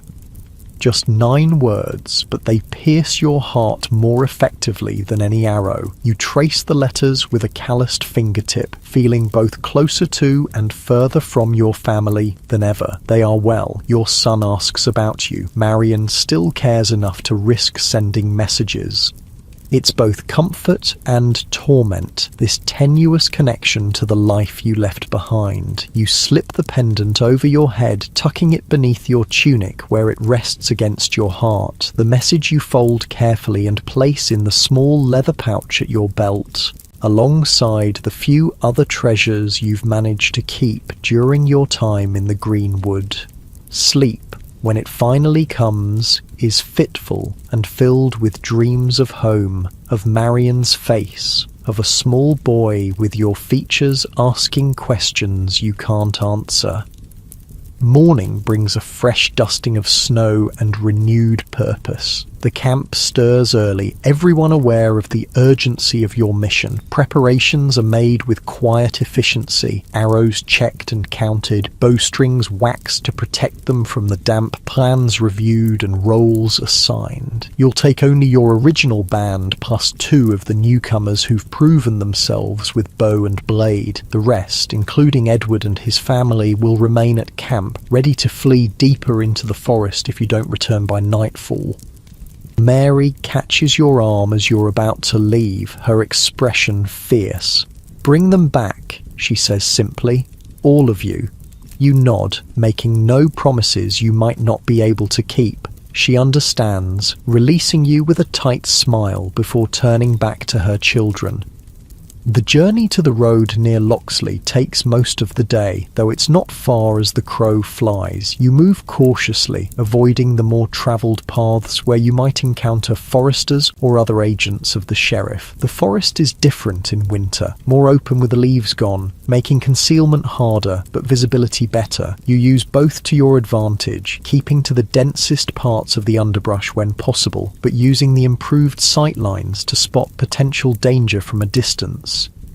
By late afternoon, you're in position along the road, concealed among the trees that crowd close to the packed earth path. The weather has turned colder, the earlier snow now frozen into a crust that crunches underfoot if you're not careful. Your breath forms small clouds in the air, and you pull your cloak tighter against the chill. The waiting is always the hardest part. Your muscles grow stiff in the cold, and it takes conscious effort to flex them periodically, ensuring you'll be ready to move quickly when the time comes. Your mind drifts despite your best efforts, returning to the small camp in the heart of Sherwood, to Marian's message, to the weight of responsibility you've taken on. The sound of approaching horses snaps you back to full alertness.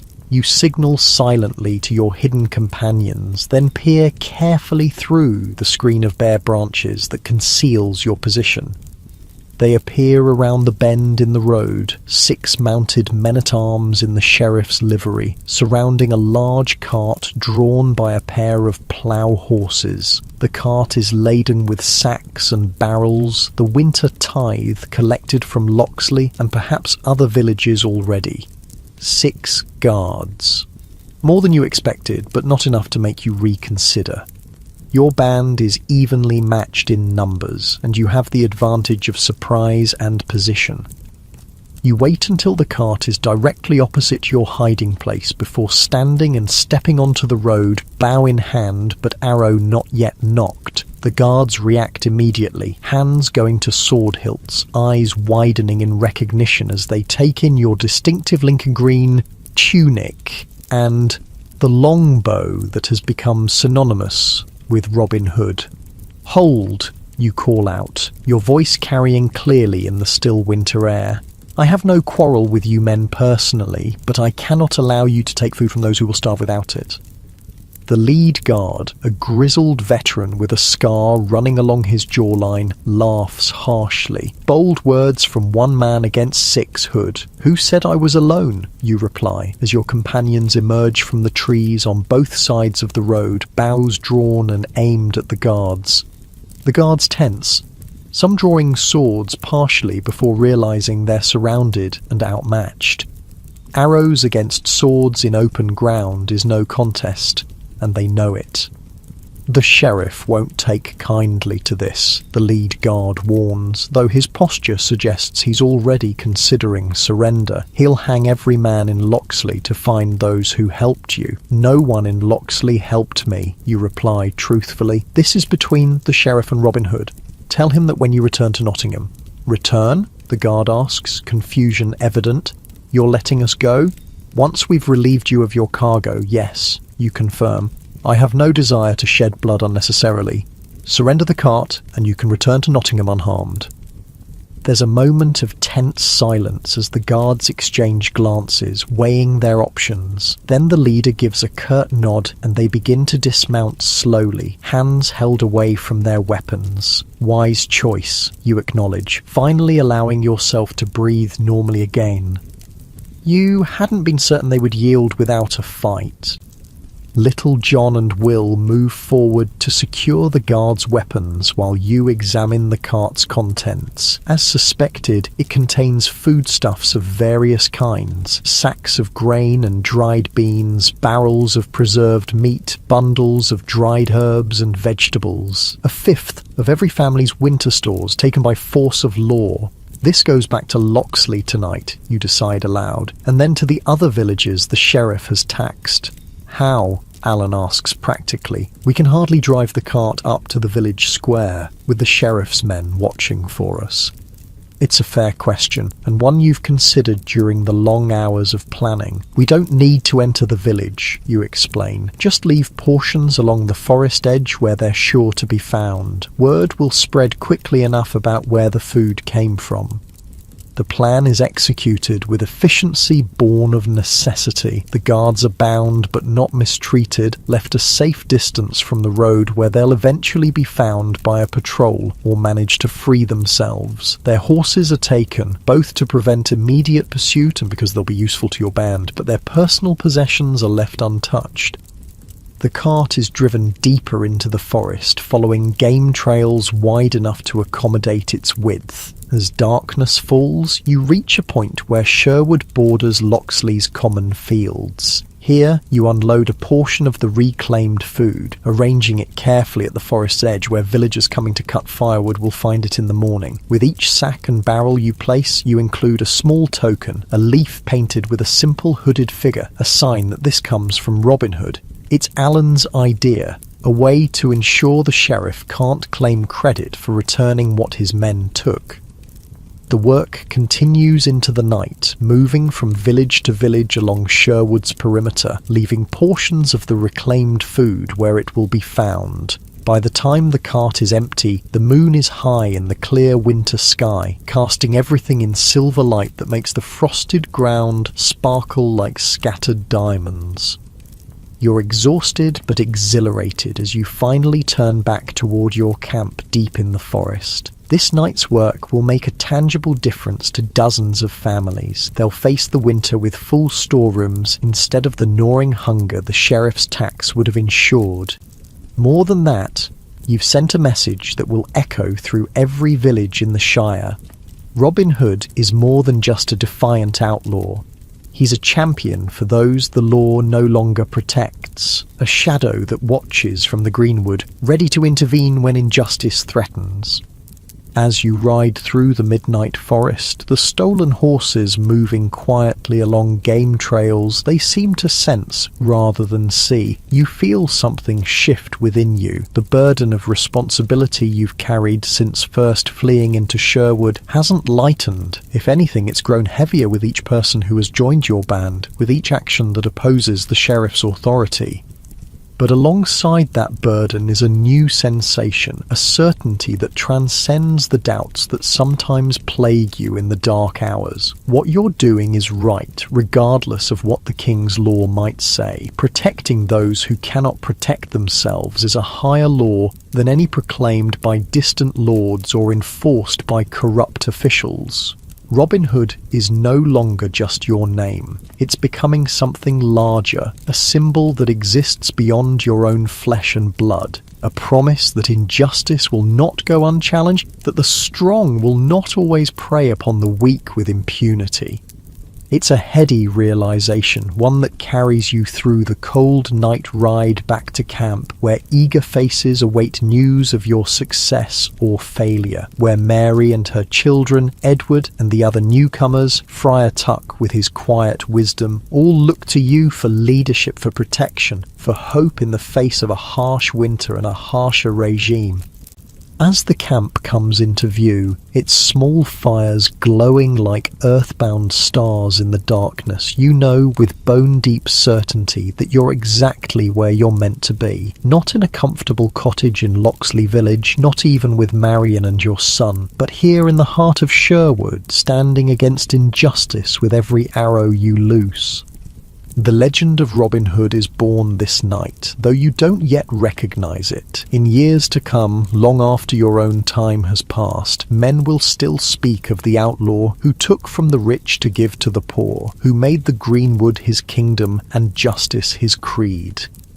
But for now, you are simply a tired man returning to camp after a successful mission, eager for food and rest and the company of those who have become your family in exile. The weight of the wooden pendant against your chest reminds you of what you've lost, but the grateful faces that greet your return speak to what you've gained. As you dismount and hand the reins to a waiting Edward, Friar Tuck approaches, his expression questioning. "It's done," you tell him simply. "The food is returned." Tuck's face breaks into a wide smile, and he clasps your shoulder with surprising strength. Then Robin Hood has truly earned his place in the people's hearts this night. You nod, too tired for words, but warmed by the approval in his eyes. The approval of a man of God means more than you might have expected, particularly for actions that technically violate the king's law. As the camp settles into celebration of your successful mission, you find a quiet moment to stand alone at its edge, looking up at the winter stars that seem close enough to touch in the crystal-clear sky. The forest stretches around you, ancient and patient, its bare branches etched against the darkness like a complex network of veins carrying life even in the depths of winter's sleep. This is your home now, this wild place that exists beyond the reach of unjust laws. Not just a refuge, but a vantage point, a place from which to observe the world's inequities and, when possible, to balance the scales. Robin Hood, the forest's son, defender of the defenceless.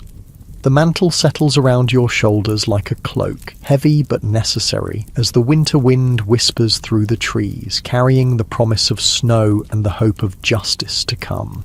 Spring comes to Sherwood Forest with tentative warmth that gradually drives the winter chill from the earth. The first tiny leaves appear on the barren branches, impossibly vibrant against the browns and greys of the forest. Snowdrops and early crocuses push through the last patches of melting snow, their delicate blooms a promise of renewal after the long cold.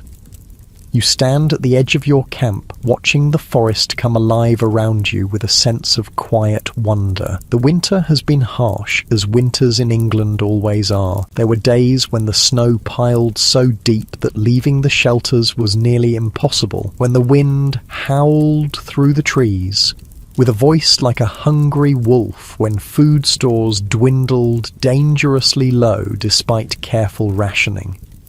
Yet you've survived. All of you, not just survived, but in some ways thrived. Your band has grown through the winter months as word spread of Robin Hood's defiance of the sheriff and his protection of those the law has abandoned. 3 more families joined you shortly after the winter tax incident, then a young couple fleeing an arranged marriage, then a skilled blacksmith whose forge was confiscated when he couldn't pay his taxes. The camp has expanded accordingly, new shelters built as the weather allowed, hunting and gathering territories carefully mapped to ensure sustainable use of the forest's bounty. What began as a handful of desperate outlaws has become something akin to a small village hidden within the heart of Sherwood.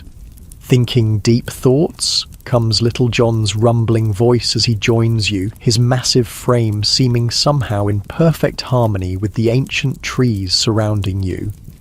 Wondering what summer will bring, you reply, nodding toward the signs of spring's advance. The forest offers more cover when in full leaf, but also brings more travellers through Sherwood, more of the sheriff's men as well. Little John nods, understanding the implications. Winter provided a natural protection. Few ventured deep into the snow-covered forest, allowing your growing band a measure of security. The warmer months will bring increased risk of discovery, but also more opportunities to continue the work that has increasingly defined your purpose. The people call you the Prince of Thieves now, Little John says with a slight smile. Alan heard it in Nottingham Market. They say you can shoot an arrow through the sheriff's window from a mile away and steal the coins from his purse while he sleeps. You laugh, shaking your head at the absurdity. The tales grow taller with each telling. Tales serve their purpose, comes Friar Tuck's voice as he approaches. Having overheard the exchange, the holy man has remained with your band through the winter, his practical knowledge and spiritual guidance proving invaluable during the darkest days. They give hope to those who have little else. Hope won't fill empty bellies, you point out, though without bitterness. No, Tuck agrees, but it might give a hungry man the courage to share what little he has, knowing that Robin Hood fights for justice in the greenwood. There's truth in his words, you know. The legend that has grown around your name serves a purpose beyond mere entertainment. It reminds the oppressed that they're not forgotten, that someone stands ready to intervene when the law itself becomes a tool of oppression rather than protection. The three of you walk back toward the camp where the daily activities are in full swing. Mary and the other women are tending the communal cooking fire where a pot of pottage simmers filled with the first spring greens and what remains of the winter's preserved meat. Children run between the shelters, their games involving elaborate scenarios where Robin Hood's band defeats the sheriff's men in increasingly fantastic ways. Edward and the blacksmith, Simon, work at a small forge they've constructed well away from the main camp, the smoke from its fire carefully dispersed to avoid creating a visible plume that might attract unwanted attention. They're fashioning arrowheads from what metal you've been able to acquire. Some traded for with the surplus from successful hunts, some taken from the sheriff's men during confrontations. Will Scarlet approaches as you enter the clearing, his scarred face serious. "Scouts have returned," he reports without preamble. "A tax caravan on the North Road, heavily guarded." Your pulse quickens at the news. Since the winter tax incident, you've intercepted 3 more caravans carrying collected taxes or supplies for the sheriff's men. Each success has further cemented Robin Hood's reputation among the common folk, while increasing the sheriff's determination to capture you. How heavily guarded, you ask, the tactical considerations already forming in your mind. 10 mounted men-at-arms, Will answers. Chainmail, swords, 3 with crossbows, escorting 2 wagons covered with oiled cloth. Contents unknown, but the way they're guarded suggests value. 10 against your usual raiding party of 6 or 7. Poor odds, especially with crossbows involved. The mechanical weapons lack the range and accuracy of your longbows, but require far less training to use effectively, making them the preferred choice for the sheriff's less skilled men. When will they pass the Gallows Oak crossing? You ask, referring to a spot on the North Road that has proven advantageous for previous ambushes. By midday tomorrow, if they maintain their current pace, Will replies. You nod, considering. Too many for a direct confrontation. We'll need a different approach. The planning session that follows involves your core band, those who've been with you from the beginning, whose skills and judgment you trust implicitly. Ideas are proposed, debated, refined, and occasionally discarded as impractical or too risky. What about the ravine passage? Little John suggests eventually. The road narrows there with steep slopes on either side. Even mounted men would struggle to maneuver effectively. The ravine has only one exit, Will counters, always the strategic thinker. If we're discovered before the wagons enter, we'd be trapped. Not if we create a diversion at the entrance first, you muse, an idea taking shape. Something to draw the guards' attention, make them focus on the wrong threat. The plan gradually coalesces. Alan, disguised as a simple traveller, will appear to be robbed by Will and Much at the entrance to the ravine, creating a disturbance that draws the guards' attention. Meanwhile, you, Little John, and two others will position yourselves along the ravine walls, ready to disable the wagons and overwhelm the remaining guards once they've entered the narrow passage. As the details are finalised, Friar Tuck watches with a thoughtful expression. "Have you considered," he asks during a lull in the discussion, "what these wagons might contain? If it's simply the sheriff's gold, that's one matter, but if it's supplies intended for the castle garrison..." The implication is clear. Taking gold from the sheriff to return to the overtaxed people is central to your mission, but interfering with supplies for the king's soldiers, men who serve the crown, rather than the sheriff personally, edges closer to treason than mere outlawry. "We'll assess the contents before deciding," you determine after a moment's consideration. "If it's tax money or the sheriff's personal goods, we take it. If it's military supplies or provisions for the general garrison, we let it pass." The others nod in agreement, understanding the distinction. Your quarrel is with the sheriff and his abuse of power, not with the crown itself. Despite your outlaw status, you still consider yourself a loyal subject of King Richard, awaiting his return from the Crusades to set right the injustices that have flourished under his brother's regency. As the meeting concludes and your companions disperse to prepare for tomorrow's mission, Tuck remains, his expression suggesting he has more to say. "What's troubling you, Friar?" you ask, recognizing the familiar furrow between his brows. "Nothing you haven't already considered, I'm sure," he replies, falling into step beside you as you walk toward the quiet edge of the camp. "But I wonder about the path you're on, Robin. Each successful raid against the sheriff's men emboldens you, drives you to take greater risks." "Someone must stand against injustice," you remind him, echoing a sentiment you've expressed before. "Indeed," Tuck agrees, "but at what cost to yourself, to those who follow you? The sheriff's determination to capture Robin Hood grows with each humiliation you inflict upon him." You stop walking, turning to face him directly. "Would you have me do nothing? Watch from the safety of the greenwood while families starve because the sheriff takes what little they have?" "Of course not," Tuck says, his voice gentle but firm. "I merely suggest that there may be other ways to help those in need, ways that don't involve direct confrontation with armed men. The network of support you've built among the villagers, the safe haven you provide here in the forest, these things matter too."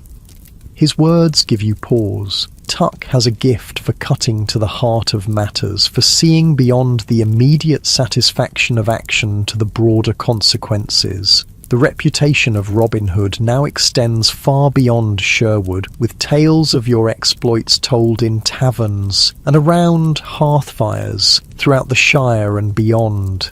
That reputation has power, perhaps more than you fully appreciated. "What would you suggest?" you ask, genuinely curious. Tuck strokes his chin thoughtfully. "The sheriff's power lies in fear as much as in armed men. Fear keeps the villagers from resisting his excessive taxation, from speaking out against injustices, but fear can be overcome by hope, by the knowledge that they are not alone. And Robin Hood gives them that hope," you conclude, understanding his point. "Exactly. The legend may ultimately prove more powerful than the man. Consider how you might use that legend to inspire resistance beyond what you and your band can accomplish directly." The conversation stays with you as you prepare for the next day's mission, checking your bow, selecting arrows, ensuring your small knife is sharp and secure in its sheath. Tuck's perspective adds a new dimension to your thinking, not just about tomorrow's ambush, but about the purpose your outlaw existence has gradually assumed. You sleep fitfully that night. Your dreams a confused jumble of images: Marian's face, the sheriff's sneer, a stag running through moonlit woods, an arrow in flight that never reaches its target. You wake before dawn, the camp still quiet around you except for the soft footsteps of the night watch being relieved by the morning sentries. A light mist clings to the forest floor as your raiding party sets out, weaving between ancient trees that drip with dew. The early spring sun struggles to penetrate the dissipating fog, creating an ethereal quality to the familiar woodland. Your breath still forms small clouds in the cool morning air, but there's a promise of warmth in the gentle breeze that occasionally stirs the branches above. You travel swiftly but cautiously, using the natural features of the forest to conceal your passage. By mid-morning, you've reached the vicinity of the ravine, where you plan to intercept the tax caravan. It's a natural formation where the land falls away sharply on either side of the road, creating a passage about 100 yards long with steep wooded slopes rising 20 feet or more above the packed earth path. You separate according to the plan, each person taking up their assigned position with practiced efficiency. Alan continues along the road, his lute slung across his back, the picture of a harmless travelling minstrel. Will and Much conceal themselves near the entrance to the ravine, ready to stage their fake robbery when the caravan approaches. You, Little John, and 2 others climb the slopes to position yourselves along the ravine walls, hidden among the trees and brush that provide cover even in the early stages of spring growth. The waiting is always the hardest part. Your muscles grow tense from holding still for so long, and your mind fills with contingencies, imagined scenarios, potential complications. What if the guards don't fall for the diversion? What if there are more men than your scouts observed? What if the wagons contain something unexpected? The sound of approaching hooves and creaking wagon wheels snaps you back to full alertness. You peer carefully through the screen of young leaves that conceals your position, watching as the caravan comes into view along the road. The guards match Will's description. 10 mounted men in the sheriff's livery, chainmail glinting in the strengthening sunlight, swords at their sides and shields bearing the sheriff's emblem slung across their backs. 3 indeed carry crossbows, though the weapons are currently unloaded, balanced across their saddles. The 2 wagons follow, heavy wooden constructions with high sides covered by oiled cloth to protect their contents from the elements. Each is drawn by a team of 4 horses, suggesting significant weight. As the caravan approaches the entrance to the ravine, Alan appears on the road ahead, walking with the unhurried gait of a man without pressing concerns. He appears to notice the approaching guards, stepping to the side of the road to let them pass, his posture carefully crafted to project harmless deference. The timing is perfect. Just as the lead guards draw level with Alan, Will and Much burst from the underbrush, brandishing their weapons and shouting demands for the minstrel's valuables. The commotion immediately draws the attention of the guards, several calling out warnings as they reach for their weapons. The diversion works exactly as planned. While the guards at the front of the caravan focus on the apparent robbery, you and your companions on the ravine slopes prepare to strike. The wagons continue into the narrow passage, flanked by the remaining guards, who are now on high alert, but looking outward rather than up. You wait until the wagons are fully within the ravine before giving the signal, a bird call that sounds natural to untrained ears but carries specific meaning to your band. At the sound, Little John and 1 companion launch the first phase of the attack, sending carefully prepared bundles of branches and stones tumbling down the slope behind the caravan, effectively blocking the path back to the main road. The guards react with predictable confusion, wheeling their horses to face this new threat. In that moment of disorientation, you and your other companion loose your first arrows, aiming not for the men, but for the wagon teams. The arrows strike the ground directly in front of the lead horses, causing them to rear in fright, further adding to the chaos. The battle that follows is brief but intense. The guards, realizing they're under attack from the ravine slopes, attempt to organize a defense, but their position is fundamentally disadvantageous. Your elevated position allows you to fire down upon them with relative impunity, while they struggle to maneuver their horses in the narrow space. 2 guards fall to your arrows, non-lethal shots to the shoulder and leg that disable without killing. Another is knocked from his saddle by a well-aimed stone from your companion's sling. Little John and his partner descend the slope in a controlled slide, entering the fray directly. Their longer weapons, quarterstaff and spear, providing reach advantage against the mounted men's swords. From the ravine entrance comes the sound of further fighting as Will and Much engage the guards who responded to the initial diversion. Alan's voice rises in convincing terror, adding to the impression that he's simply an unfortunate traveller caught in the middle. Within minutes, it's over. The guards are disarmed and secured, their horses scattered but not harmed. The wagons stand in the middle of the ravine, their teams still hitched but now calm under Much's experienced handling. None of the guards are seriously injured. A deliberate choice on your part. Dead men create vendettas and intensified manhunts. Living men who've been humiliated but spared might seed doubt about the wisdom of opposing Robin Hood too vigorously. You approach the wagons cautiously, bow still in hand, alert for any hidden dangers. The oiled cloth covering is secured with ropes which you cut with your knife before pulling the material back to reveal the contents. What you find is both expected and surprising. The first wagon contains chests, not the iron-bound strong boxes you anticipated for tax money, but wooden crates with the sheriff's seal stamped into the lids. You pry one open to discover fine fabrics, spices, wines, and other luxury goods. The second wagon holds similar cargo, along with several ornate items that appear to be gifts or tribute of some kind. Not tax collection, Little John observes, examining a bolt of silk with calloused hands unused to such finery.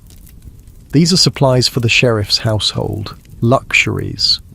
You nod, a slow smile spreading across your face. Even better, the people's taxes have already paid for these indulgences. We're simply redirecting them to those who truly paid the price.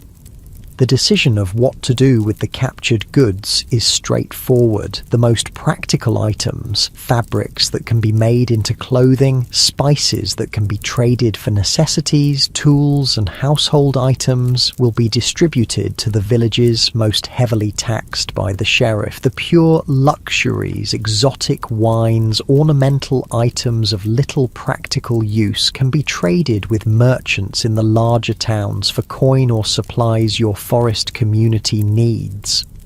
As your band secures the valuable cargo for transport back to your hidden camp, you address the captured guards. They watch with a mixture of anger, fear, and resignation as you approach, clearly expecting the worst despite your reputation for sparing lives. Tell the sheriff you instruct them that Robin Hood thanks him for his generous contribution to the welfare of those he has taxed into poverty. Tell him also that while he dines on rich foods in his castle, the people he has sworn to protect go hungry, and that such injustice will never go unchallenged while I draw breath in Sherwood. The message is theatrical, designed to be repeated and embellished as it spreads. The legend of Robin Hood has become a weapon in itself, a symbol that inspires both hope among the oppressed and caution among their oppressors.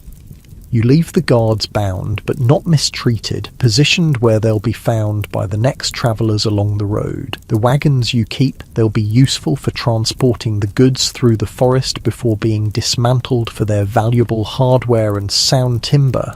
The horses, too, are led away, a significant addition to your small herd that provides mobility and draft power for your growing community. The return journey to camp is jubilant despite the need for caution. This is your most significant seizure yet, not just in value, but in symbolic importance. The sheriff's personal luxuries redistributed to those whose labour and taxes paid for them in the first place. The tale will grow with each telling, further cementing Robin Hood's status as a champion of justice. Yet, as you lead your successful raiding party through the spring forest, Tuck's words from the previous day echo in your mind. Each success does indeed embolden you. Each victory against the sheriff's men reinforces your belief in the righteousness of your cause. But does it also lead you to take greater risks, to push the boundaries of what your small band can realistically accomplish? The question has no easy answer, but it deserves consideration. The people who have joined you in the Greenwood depend on your leadership, your judgment, your ability to balance audacity with prudence. The legend of Robin Hood may serve a greater purpose, as Tuck suggested, but the man behind the legend carries very real responsibilities. These thoughts occupy you as you reach the hidden camp, where eager faces greet your return with undisguised relief and excitement. News of your success spreads quickly, and the mood becomes celebratory as the captured goods are unloaded and examined. That evening, as the forest settles into twilight and the camp's fires cast dancing shadows among the trees, you find a moment of quiet reflection away from the ongoing festivities. The day's triumph has lifted everyone's spirits after the long, lean winter, providing not just material goods but renewed confidence in your shared purpose. A soft footfall alerts you to approaching company, and you turn to find Marion standing at the edge of the small clearing where you've sought solitude. For a moment, you think you're imagining her, a phantom conjured by your constant thoughts of home, but she remains solid and real. Her dark hair gleaming in the fading light, her eyes reflecting the same mixture of joy and uncertainty that floods your own heart. Marion, you breathe, her name a prayer on your lips. Robin, she replies, and the sound of her voice after so long breaks something loose inside you. In 3 strides you cross the distance between you, gathering her into an embrace that speaks more eloquently than words of the ache her absence has carved into your daily existence. She returns the embrace with equal fervour, her familiar scent, herbs and wood smoke and something indefinably her, enveloping you like a homecoming. For a long moment, neither of you speaks, content simply to confirm the solid reality of each other after months of separation. When you finally draw back to look at her properly, you notice the changes that time and hardship have wrought. She's thinner than you remember, with new lines at the corners of her eyes and a certain wariness in her expression that wasn't there before, but her spirit shines through, undiminished, the quiet strength that first drew you to her still evident in the set of her shoulders and the directness of her gaze. How, you ask, unable to form a more coherent question through the tumult of your emotions. Friar Tuck, she explains with a small smile. He came to Loxley yesterday, told me where to find the camp, said it was time. Tuck, of course. The friar's counsel about the power of legends suddenly takes on new meaning. He wasn't just speaking about inspiring resistance among the villagers, but about your own need for connection to what you left behind. And our son, you ask, the question painful in its necessity?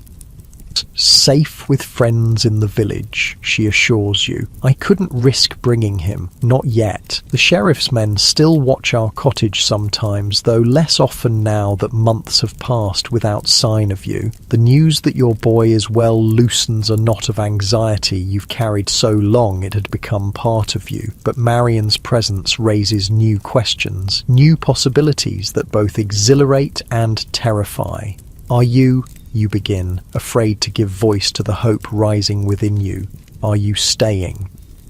Marion's expression grows serious, her hand reaching up to touch your cheek in a gesture achingly familiar. I came to see for myself what you've built here, to understand what has kept you away when so many believe you could have returned in secret, at least for brief visits. There's no accusation in her tone, only a need to comprehend the choices you've made. You lead her to a fallen log where you can sit side by side, gathering your thoughts before attempting to explain.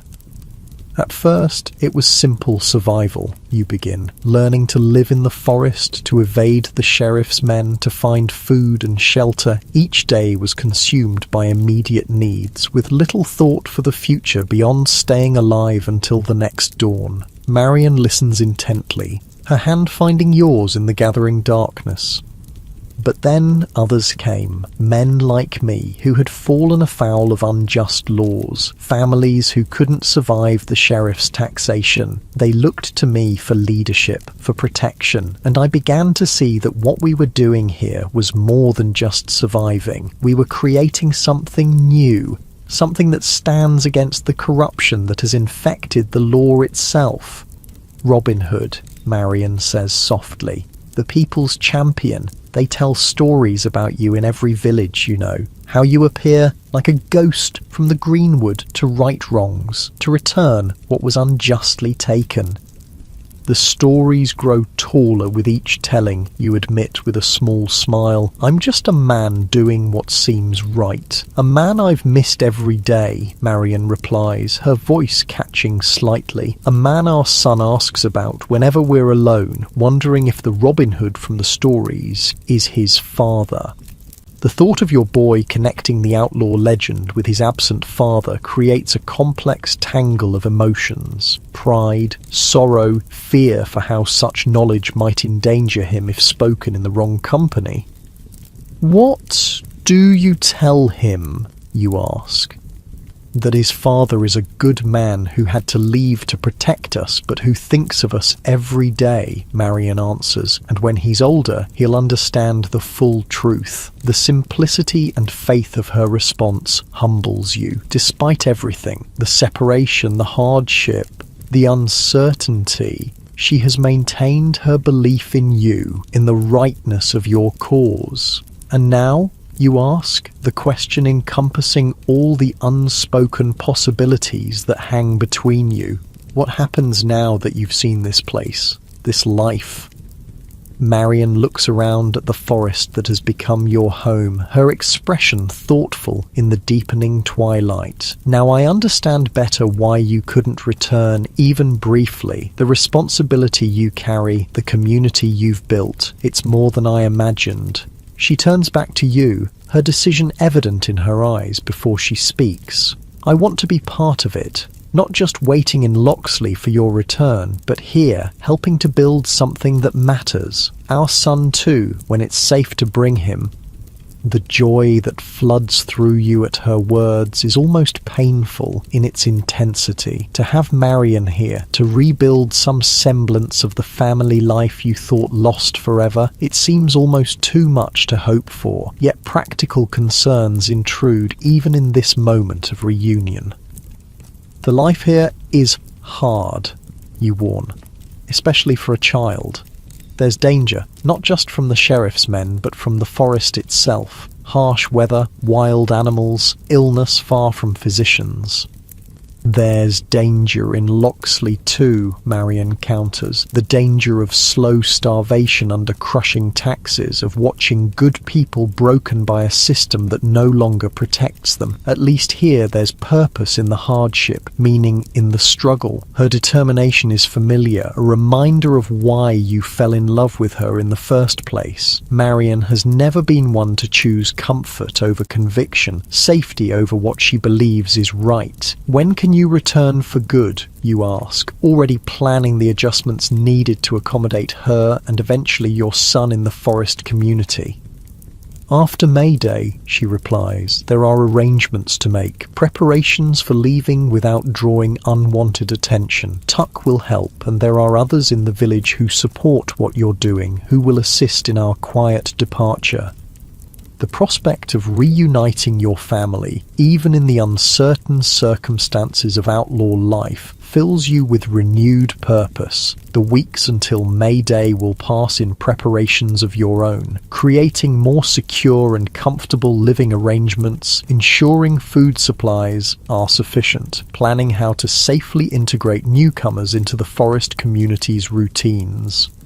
As darkness falls completely around you, the sounds of celebration from the main camp still audible through the trees, you and Marion sit in companionable silence, hands intertwined, contemplating the future you'll build together in the heart of Sherwood. The legend of Robin Hood is still in its early stages, though you don't yet recognize how far it will spread or how long it will endure. In centuries to come, your name will echo through ballads and stories, plays and poems, each generation finding in your tale the particular kind of hero they need most. Some will emphasize the skilled archer, the man who could split an arrow at 100 paces. Others will focus on the romantic outlaw, driven to the greenwood by love or injustice. Still others will celebrate the champion of the poor, the man who took from the rich to give to those in need. Few will remember the real man behind the legend, the ordinary yeoman forced into extraordinary circumstances, the reluctant leader whose sense of justice compelled him to stand against corruption, the husband and father who sacrificed security for principle. The cold nights and empty stomachs, the constant vigilance, the weight of responsibility for those who followed you into the forest, these practical hardships will fade from the tale, leaving only the adventure and the moral. But perhaps that's as it should be. The power of your story lies not in its historical accuracy, but in its enduring message that one person, standing firmly for what is right despite personal cost, can inspire others to find their own courage. That oppression, no matter how powerful its enforcers, eventually meets resistance, that the human spirit yearns for justice and freedom, even when laws and authorities fail to provide them. As you and Marion finally rise to return to the camp where Friar Tuck waits with a knowing smile and your companions prepare to welcome her into their forest family, you feel a sense of completion that has eluded you since first fleeing into Sherwood. The path ahead remains uncertain, fraught with dangers both known and unforeseen. The sheriff's determination to capture you will only increase with each successful defiance of his authority. But you no longer face these challenges alone, with Marion beside you, with your son soon to join you, with the growing band of forest dwellers who have become a community bound by shared purpose. You have found something worth fighting for beyond mere survival. Robin Hood walks back into the circle of firelight, Marion's hand in his, ready to write the next chapter of a legend that will outlive the man, echo through centuries, and inspire generations yet unborn to stand against injustice wherever it appears. The ancient oaks of Sherwood Forest bear silent witness to this moment, their massive trunks and spreading branches unchanged by the brief span of human lives that find shelter beneath them. They have stood through countless winters and welcomed untold springs. Their quiet permanence a reminder that all things, tyranny and resistance, hardship and joy, legends and the truth behind them, eventually pass into the great cycle of renewal that governs the natural world. As you settle by the fire, surrounded by friends who have become family, the weight of the wooden pendant Marion gave you months ago rests against your heart like a promise fulfilled. Tomorrow will bring new challenges, new decisions, new opportunities to live the values that have come to define Robin Hood. But tonight, in this moment of connection and community, you find a peace that has eluded you since first setting foot in the greenwood as a hunted man. The legend is born, though its greatest chapters remain unwritten. The forest watches, ancient and patient, as another spring unfolds in Sherwood, bringing new life, new beginnings, and the continuing story of the outlaw who became a hero for all time.